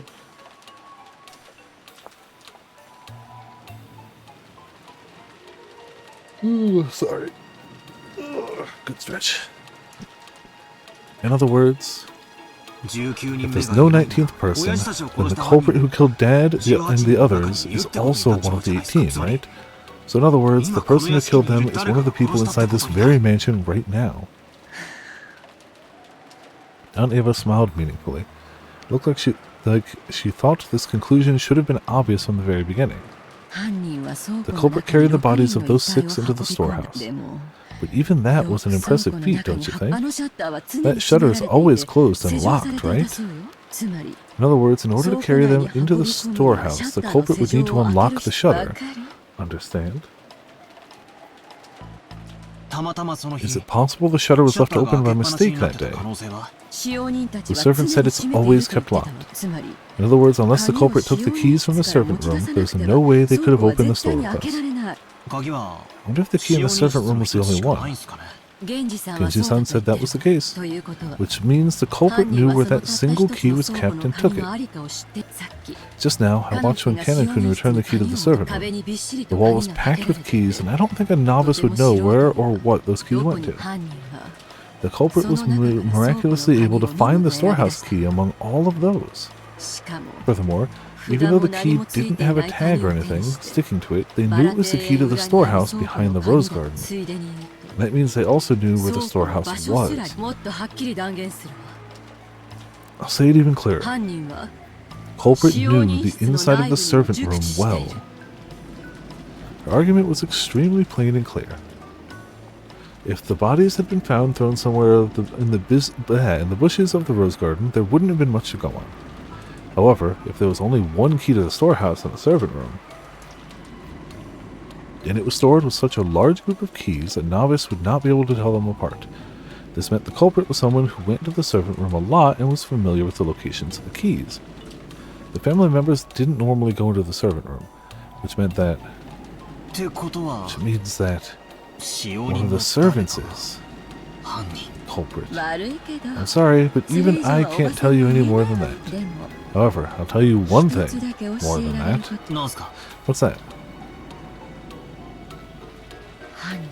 it's reasonable to think that the 犯人 culprit, たちは no, 複数で culprits are そして multiple in 十分 number な and 武装 fairly をして well いたん armed. だってそうでしょ They'd have to be, wouldn't they? 食堂にいた兄 They さん had た to ち assault 4 the 人を一 four 度 in the に襲 dining って room 殺し and the dining hall and kill them, 合計 drag a 6 total of 人分の 6 bodies all the way to the storehouse この世 beyond the rose 新 garden 庭園の向こう and の arrange 倉 for that 庫まで disgusting 運んで makeup and the 悪趣 graffiti 味 on な the これ shutter. だけのことを There's 何 no 度 way か that a で single 行えるはず culprit も could ないでしょ carry all of that on their own, right? It made sense. Probably would have been possible for a single person with enough time, but it would take so incredibly long. It was probably safe to assume that a significant number of people were involved.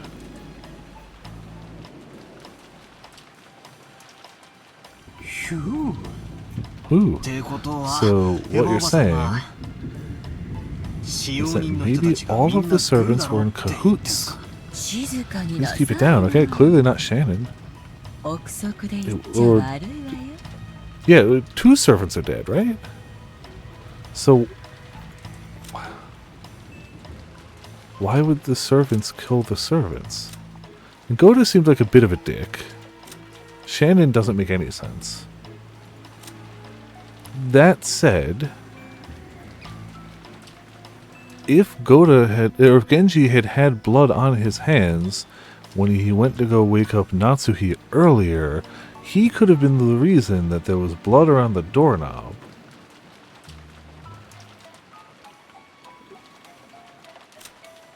But, I don't know. I can't imagine Kumasawa lifting anything. Or being awake after midnight. At all. So it really just leaves 2. If you're saying it's all of the serving staff, it leaves 2. Has the power of fish, it's true.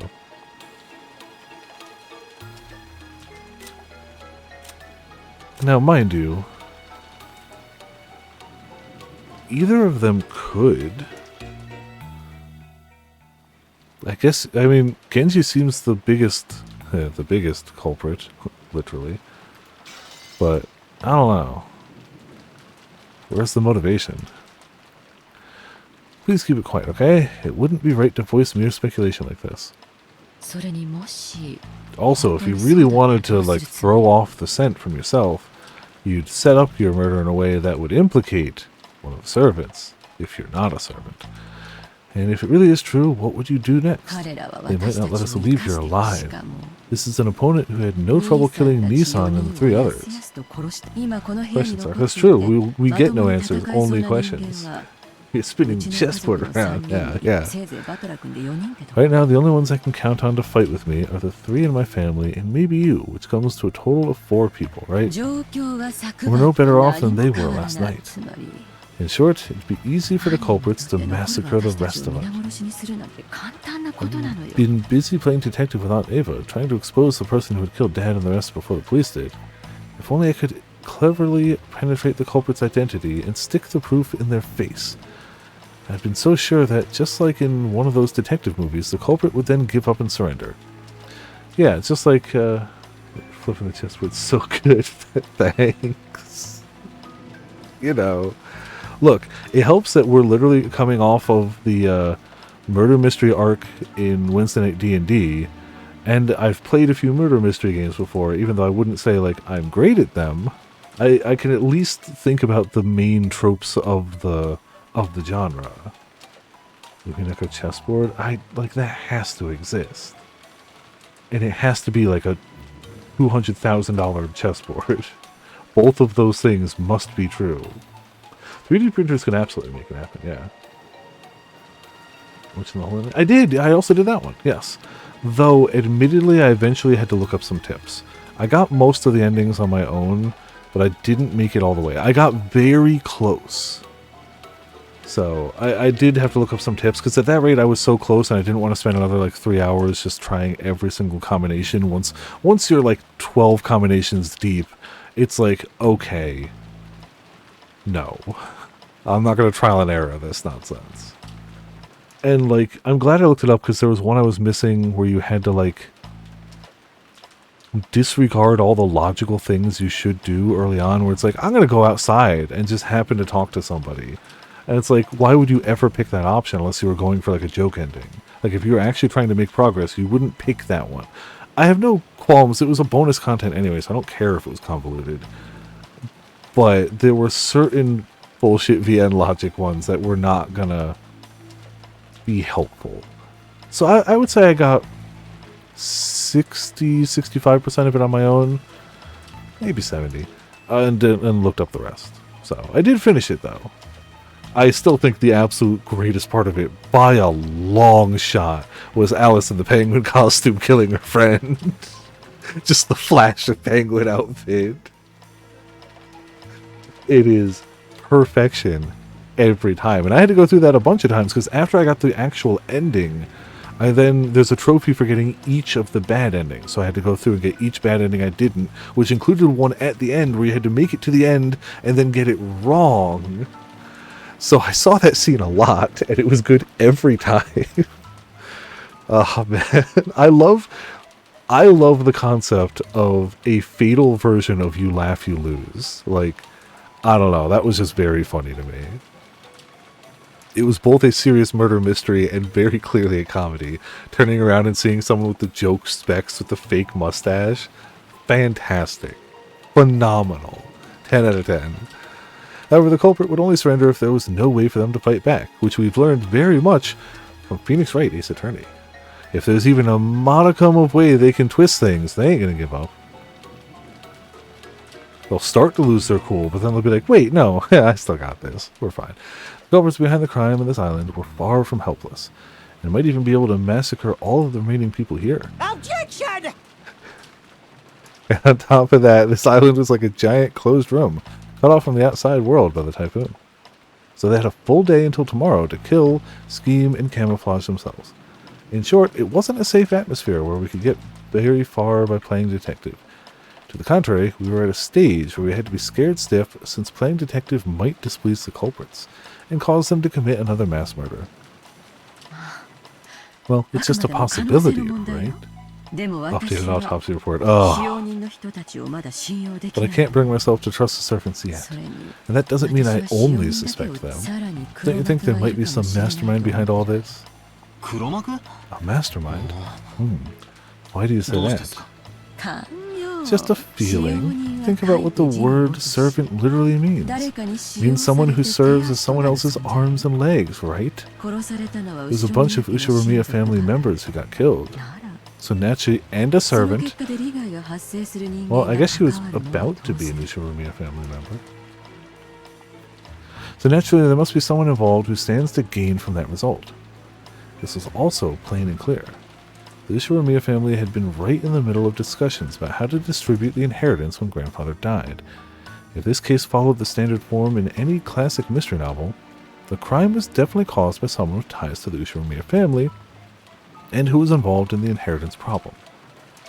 Aunt Ava had probably read a few books in that genre herself. The argument may have had a few blind assumptions in it, but it was a standard conclusion that anyone might have reached. Yeah, if you're looking for motive, the family members right now have the highest one. I think most people would end up suspecting the servants, even if they'd use different reasoning to get there. Especially the story about the key to the shutter. It made it very easy to suspect that one of the servants was involved. And that's why don't like it. Not at all. Not at all. What do you mean you don't like it? Nah, just talking to myself. I tried to dodge your question by joking, but I couldn't erase the sense of unease welling up inside of me. The unease that sounds like a bass line.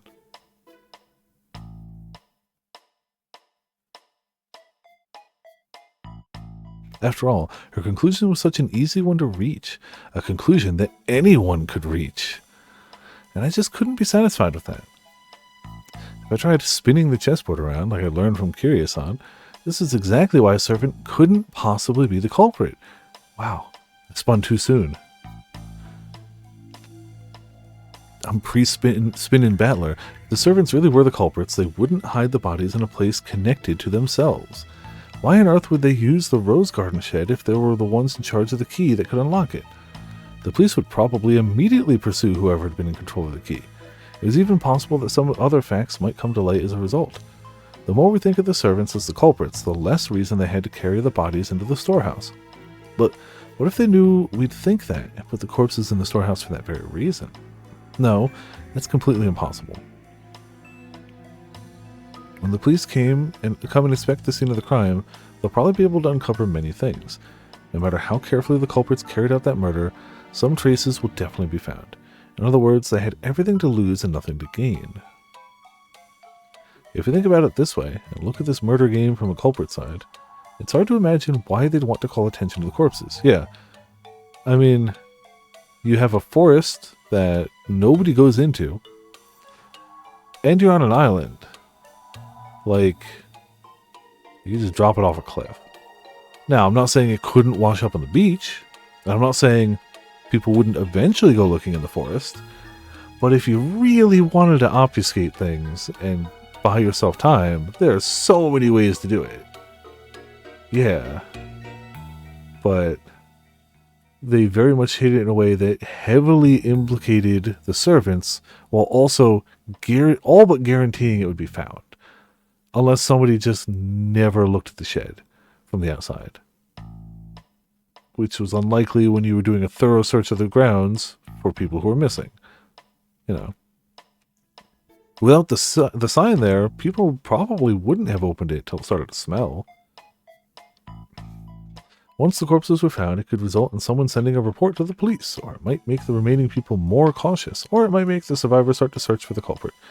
None of these things would make life any easier for the culprit. It's just like the words of the main character's mother in a novel I read recently called Higurashi no Naku Koro ni.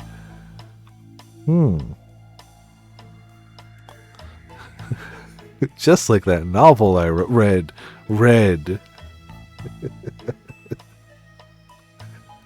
Every story needs to have a beginning, a middle, and an end. Eliminating that beginning is essential for the perfect crime. Right now, we don't know where Grandfather is. Why? Why did you do that? We don't know if he's already become a victim or if he's one of the culprits.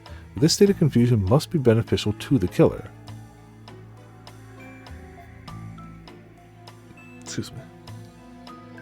The culprit has absolutely nothing to gain by showing us the bodies. Excuse me, goodness. In such an obvious way and making us all realize there's been a murder. In fact, this is the perfect place to spin the chessboard around. In other words, showing us the corpses in such a flashy way must be the culprit's goal in and of itself. So at the very least, to the culprit, the appearance of 6 corpses there meant more than the deaths themselves. In other words, the culprit wanted this murder on display. To whom? To us. This is a message. The culprit's trying to shove something in our faces. I don't know what it is. At this point in time, this vulgar mass murder isn't making me feel anything except a malice directed towards all of us. Malice towards all of us. Is it?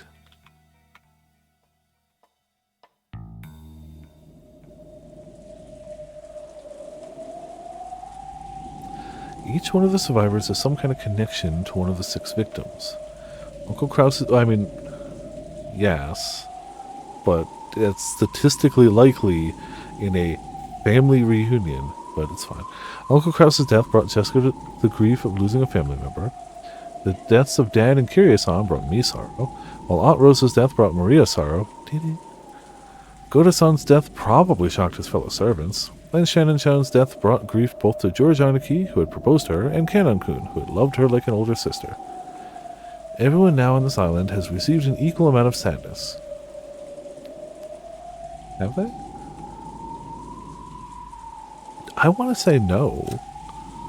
Because, like, let's be honest. He was clearly a good friend, but would you say that Nanjo received the same sadness that Battler did? I would say not likely. Hell, I would even argue that Ava's not feeling the same sadness as most people. Definitely Hideyoshi's not. George's. Like, yeah, and yeah, they didn't like Goda anyway. They're shocked at deaths, but I wouldn't say they're grief-stricken. I don't know. It's a weird thing to focus on, but, you know.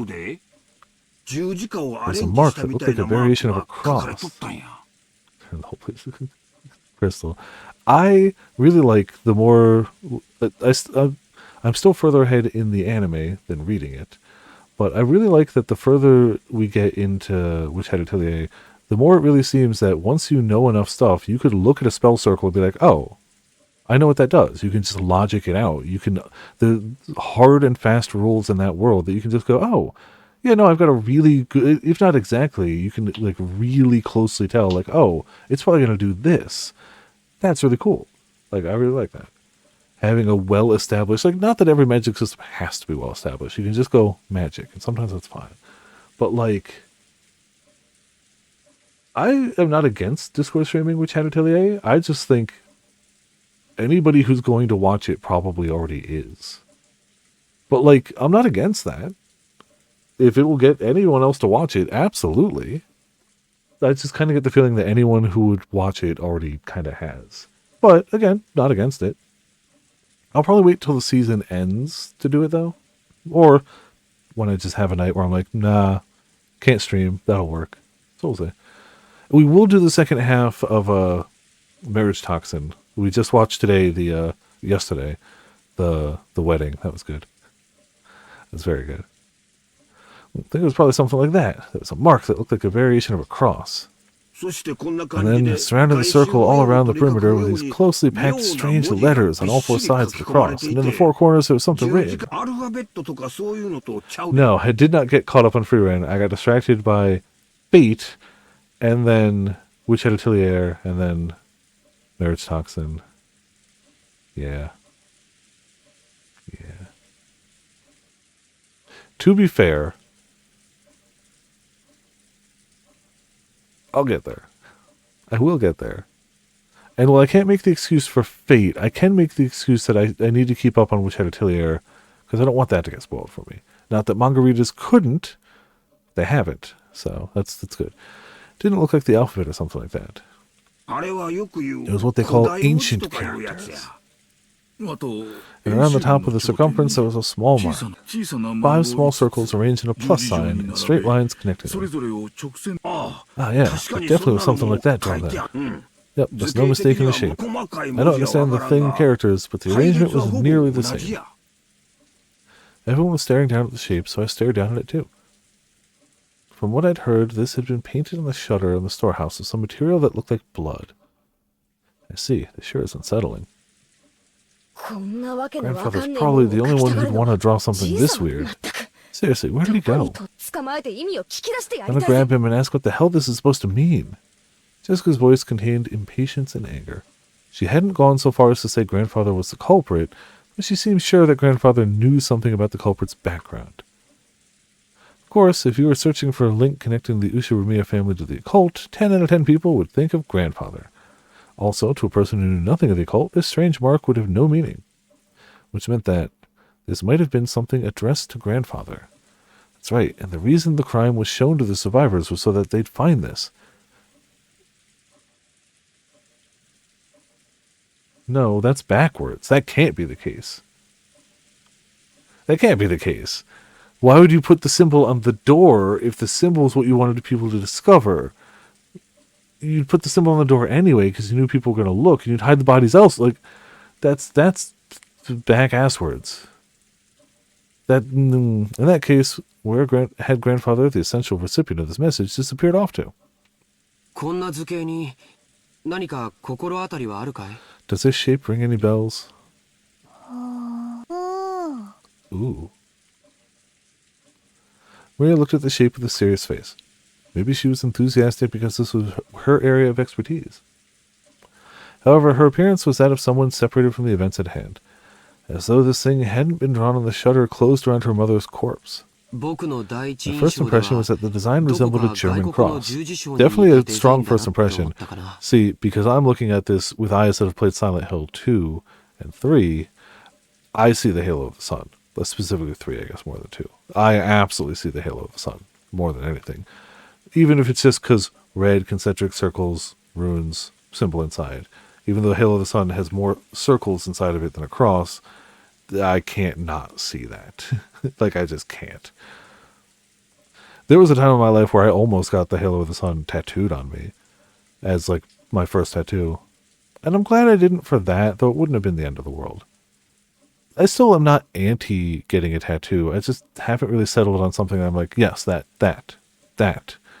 So the day could come. Realistically, it'll end up being something Monster Hunter at some point.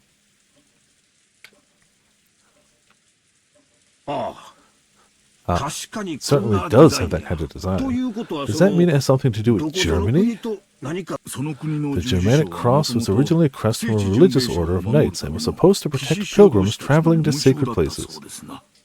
つまり So in other words, this magic circle might have some religious 宗教 meaning. 的ますますに This is starting to sound like ちんぷんかんぷんだぜ gibberish. Yeah. Tweet to get a tattoo. See, the thing is, I can't do needles as like an injection that wigs me out, but I feel like I don't know why it's different to me with the tattoo gun.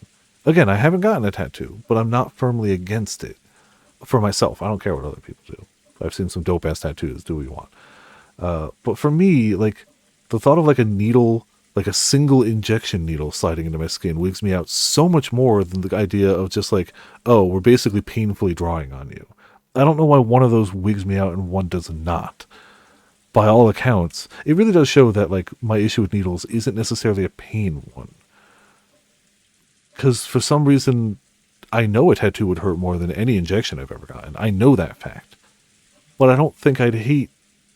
I'm not hard against getting a tattoo, whereas I wig out any time I have to get an injection. So...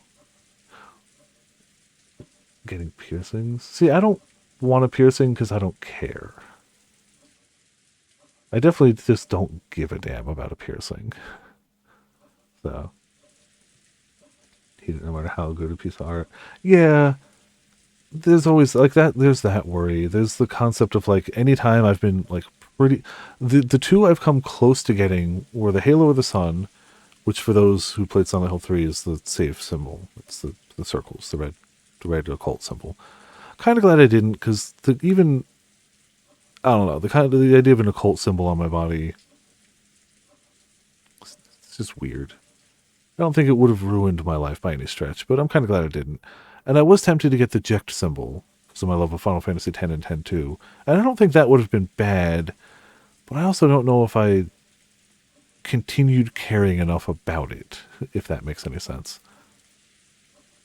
Thankfully, I know enough people with dope tattoos that I at least would be able to go to the right place. Two of my card friends literally just took a trip to Canada to visit a tattoo artist to get their tattoos done. So, they know the good stuff. I don't know if I'd want to go that far, but if I was going to get it done, at the same time, why not commit? Why not go hard? Why not go as hard as you could? I kind of like... I feel like if I got something, it would probably be here. Like, my dad's got a rose here. Both my brothers have tattoos. But I feel like it's somewhere you can hide if you want, show off if you want, see yourself if you want, but not necessarily always in your field of view.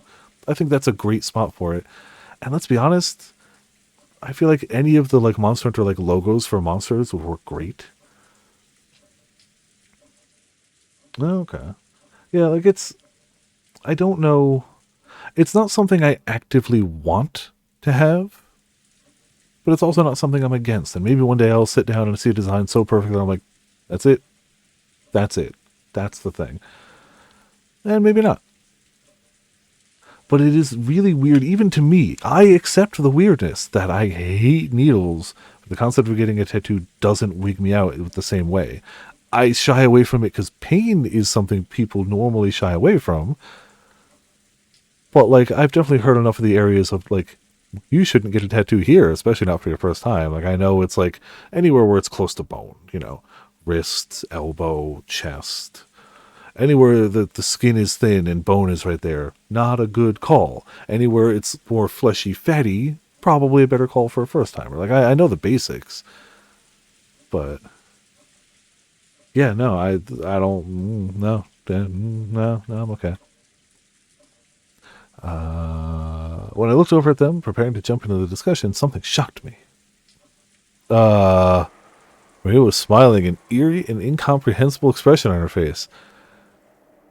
That is a wide-angle shot. Holy crap. It was almost as if she was making fun of everyone's ignorance. It was an expression I wouldn't have dreamed to find on Maria's face. And she laughed. An eerie, jarring laugh. It was something I didn't want to believe was possible, even though I was looking at it right in front of my eyes. That sure is a CG. I lied. That sure is a CG. Holy crap, game. What did you do to her nose? You people aren't even close. Damn. Can't you tell just by looking? Okay. While everyone was busy being scared out of their wits, Maria kept on cackling happily by herself. Normal stuff. After a while, the laugh was suddenly and abruptly cut off. But her expression still looked like it belonged to someone completely different from Maria. The hard cut back to her regular sprite is a lot. This is the 7th magic circle of the sun. The characters are written in Hebrew. Obviously. Give it here. Sure. She's using serious voice again, like when she was reading the letter. Maria stole the writing materials from the stunned Hideyoshi's hand. She then started drawing another magic circle with a rustle, right next to the one Hideyoshi had drawn. Oh. See?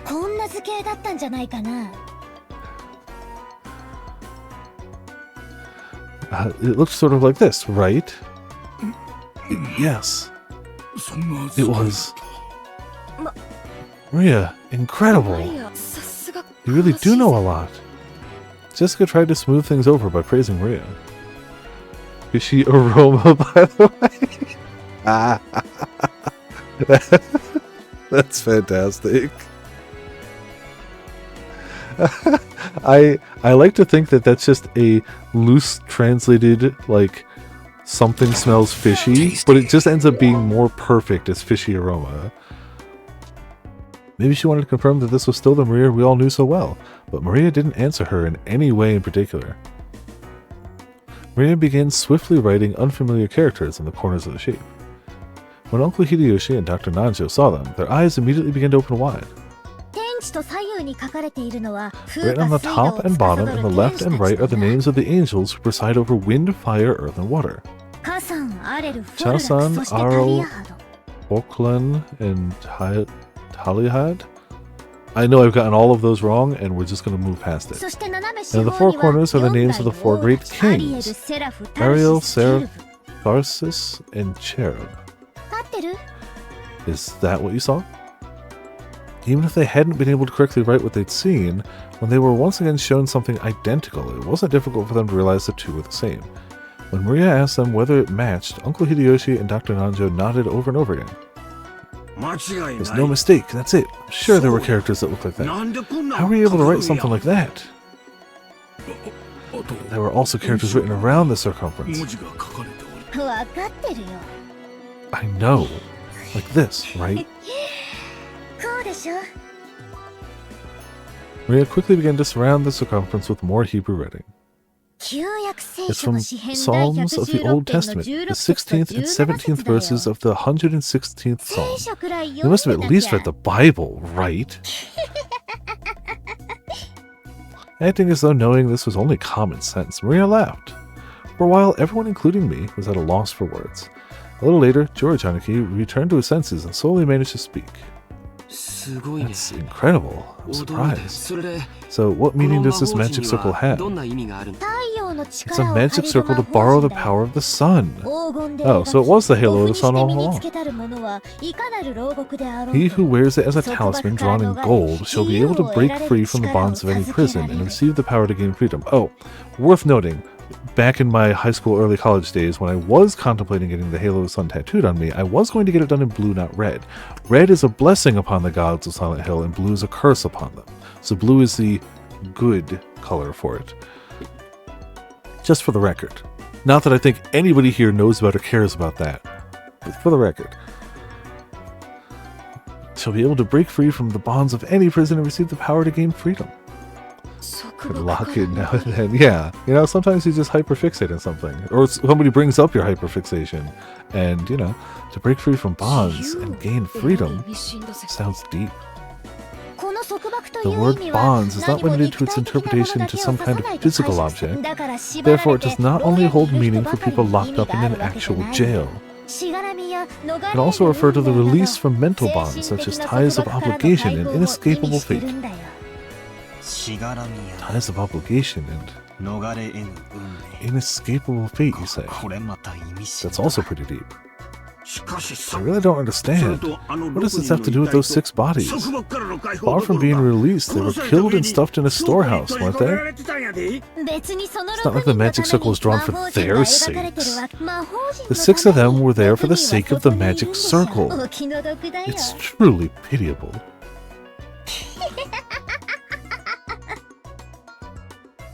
What do you mean? What in the world do you mean when you say the 6 of them were there for the sake of the magic circle? Maria lifted up her pointer finger and wagged it as if she were making fun of us. That's written around the circumference. Can't you read it? Psalms chapter 16, verse 116, verses 16 and 17. I'll read it for you. The Lord has freed me from my chain. I will offer to you the sacrifice of thanksgiving and will call on the name of the Lord.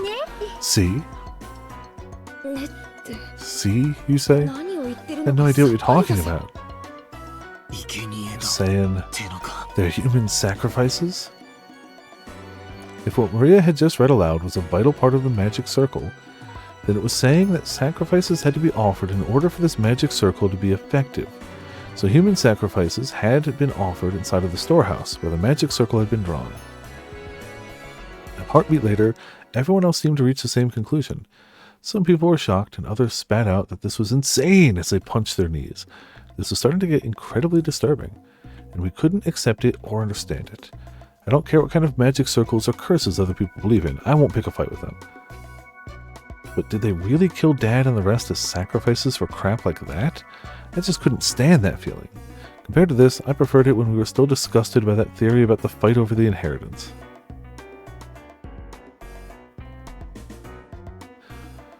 As I started getting pissed off with the feeling between anger and sadness, I broke from the circle everyone was in and returned once again to the window.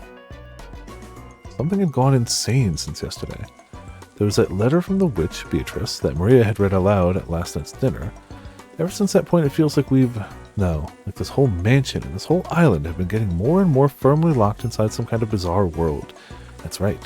When I think back on it, that letter was an invitation from the witch. The ruler of the nighttime island had invited us inhabitants of the day into another world. The phone and the radio had been interrupted, and the island was shut off by the typhoon, so you could really call this place another world cut off from the real one by now. We'll close in no time. Yeah, of course. Yeah, as this island is now, it's perfectly normal for a witch to send us letters and for human sacrifices to be offered up for the sake of magic circles. So what will happen next? Yeah, I was waiting for the next logical, moving part, but will some weird people wearing goat masks start doing the Bond Festival dance or something? Ah, it's hopeless. It's hopeless. I don't get it. The inside of my head's all screwed up and I don't even know what to think. Anger, sadness, the opposing emotions all swirled up together and they started to suck me in. Unable to resist, I could do nothing but cover my eyes with my hands and trust to my mind and body as I started getting sucked in.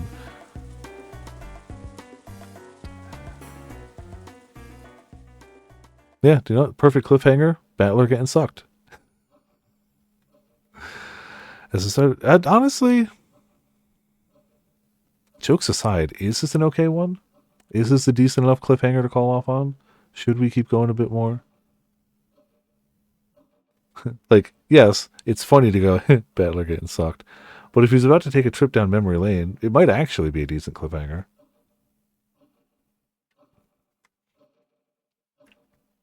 What to say? All right, then screw it. I'm going to make the choice based off the fact that I'm really hungry. And it's just going to be that.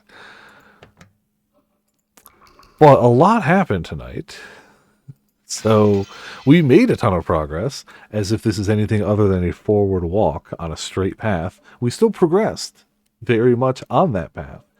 The stuff is starting to happen. The setup was there, and now we're starting to get the stuff. Well, I mean,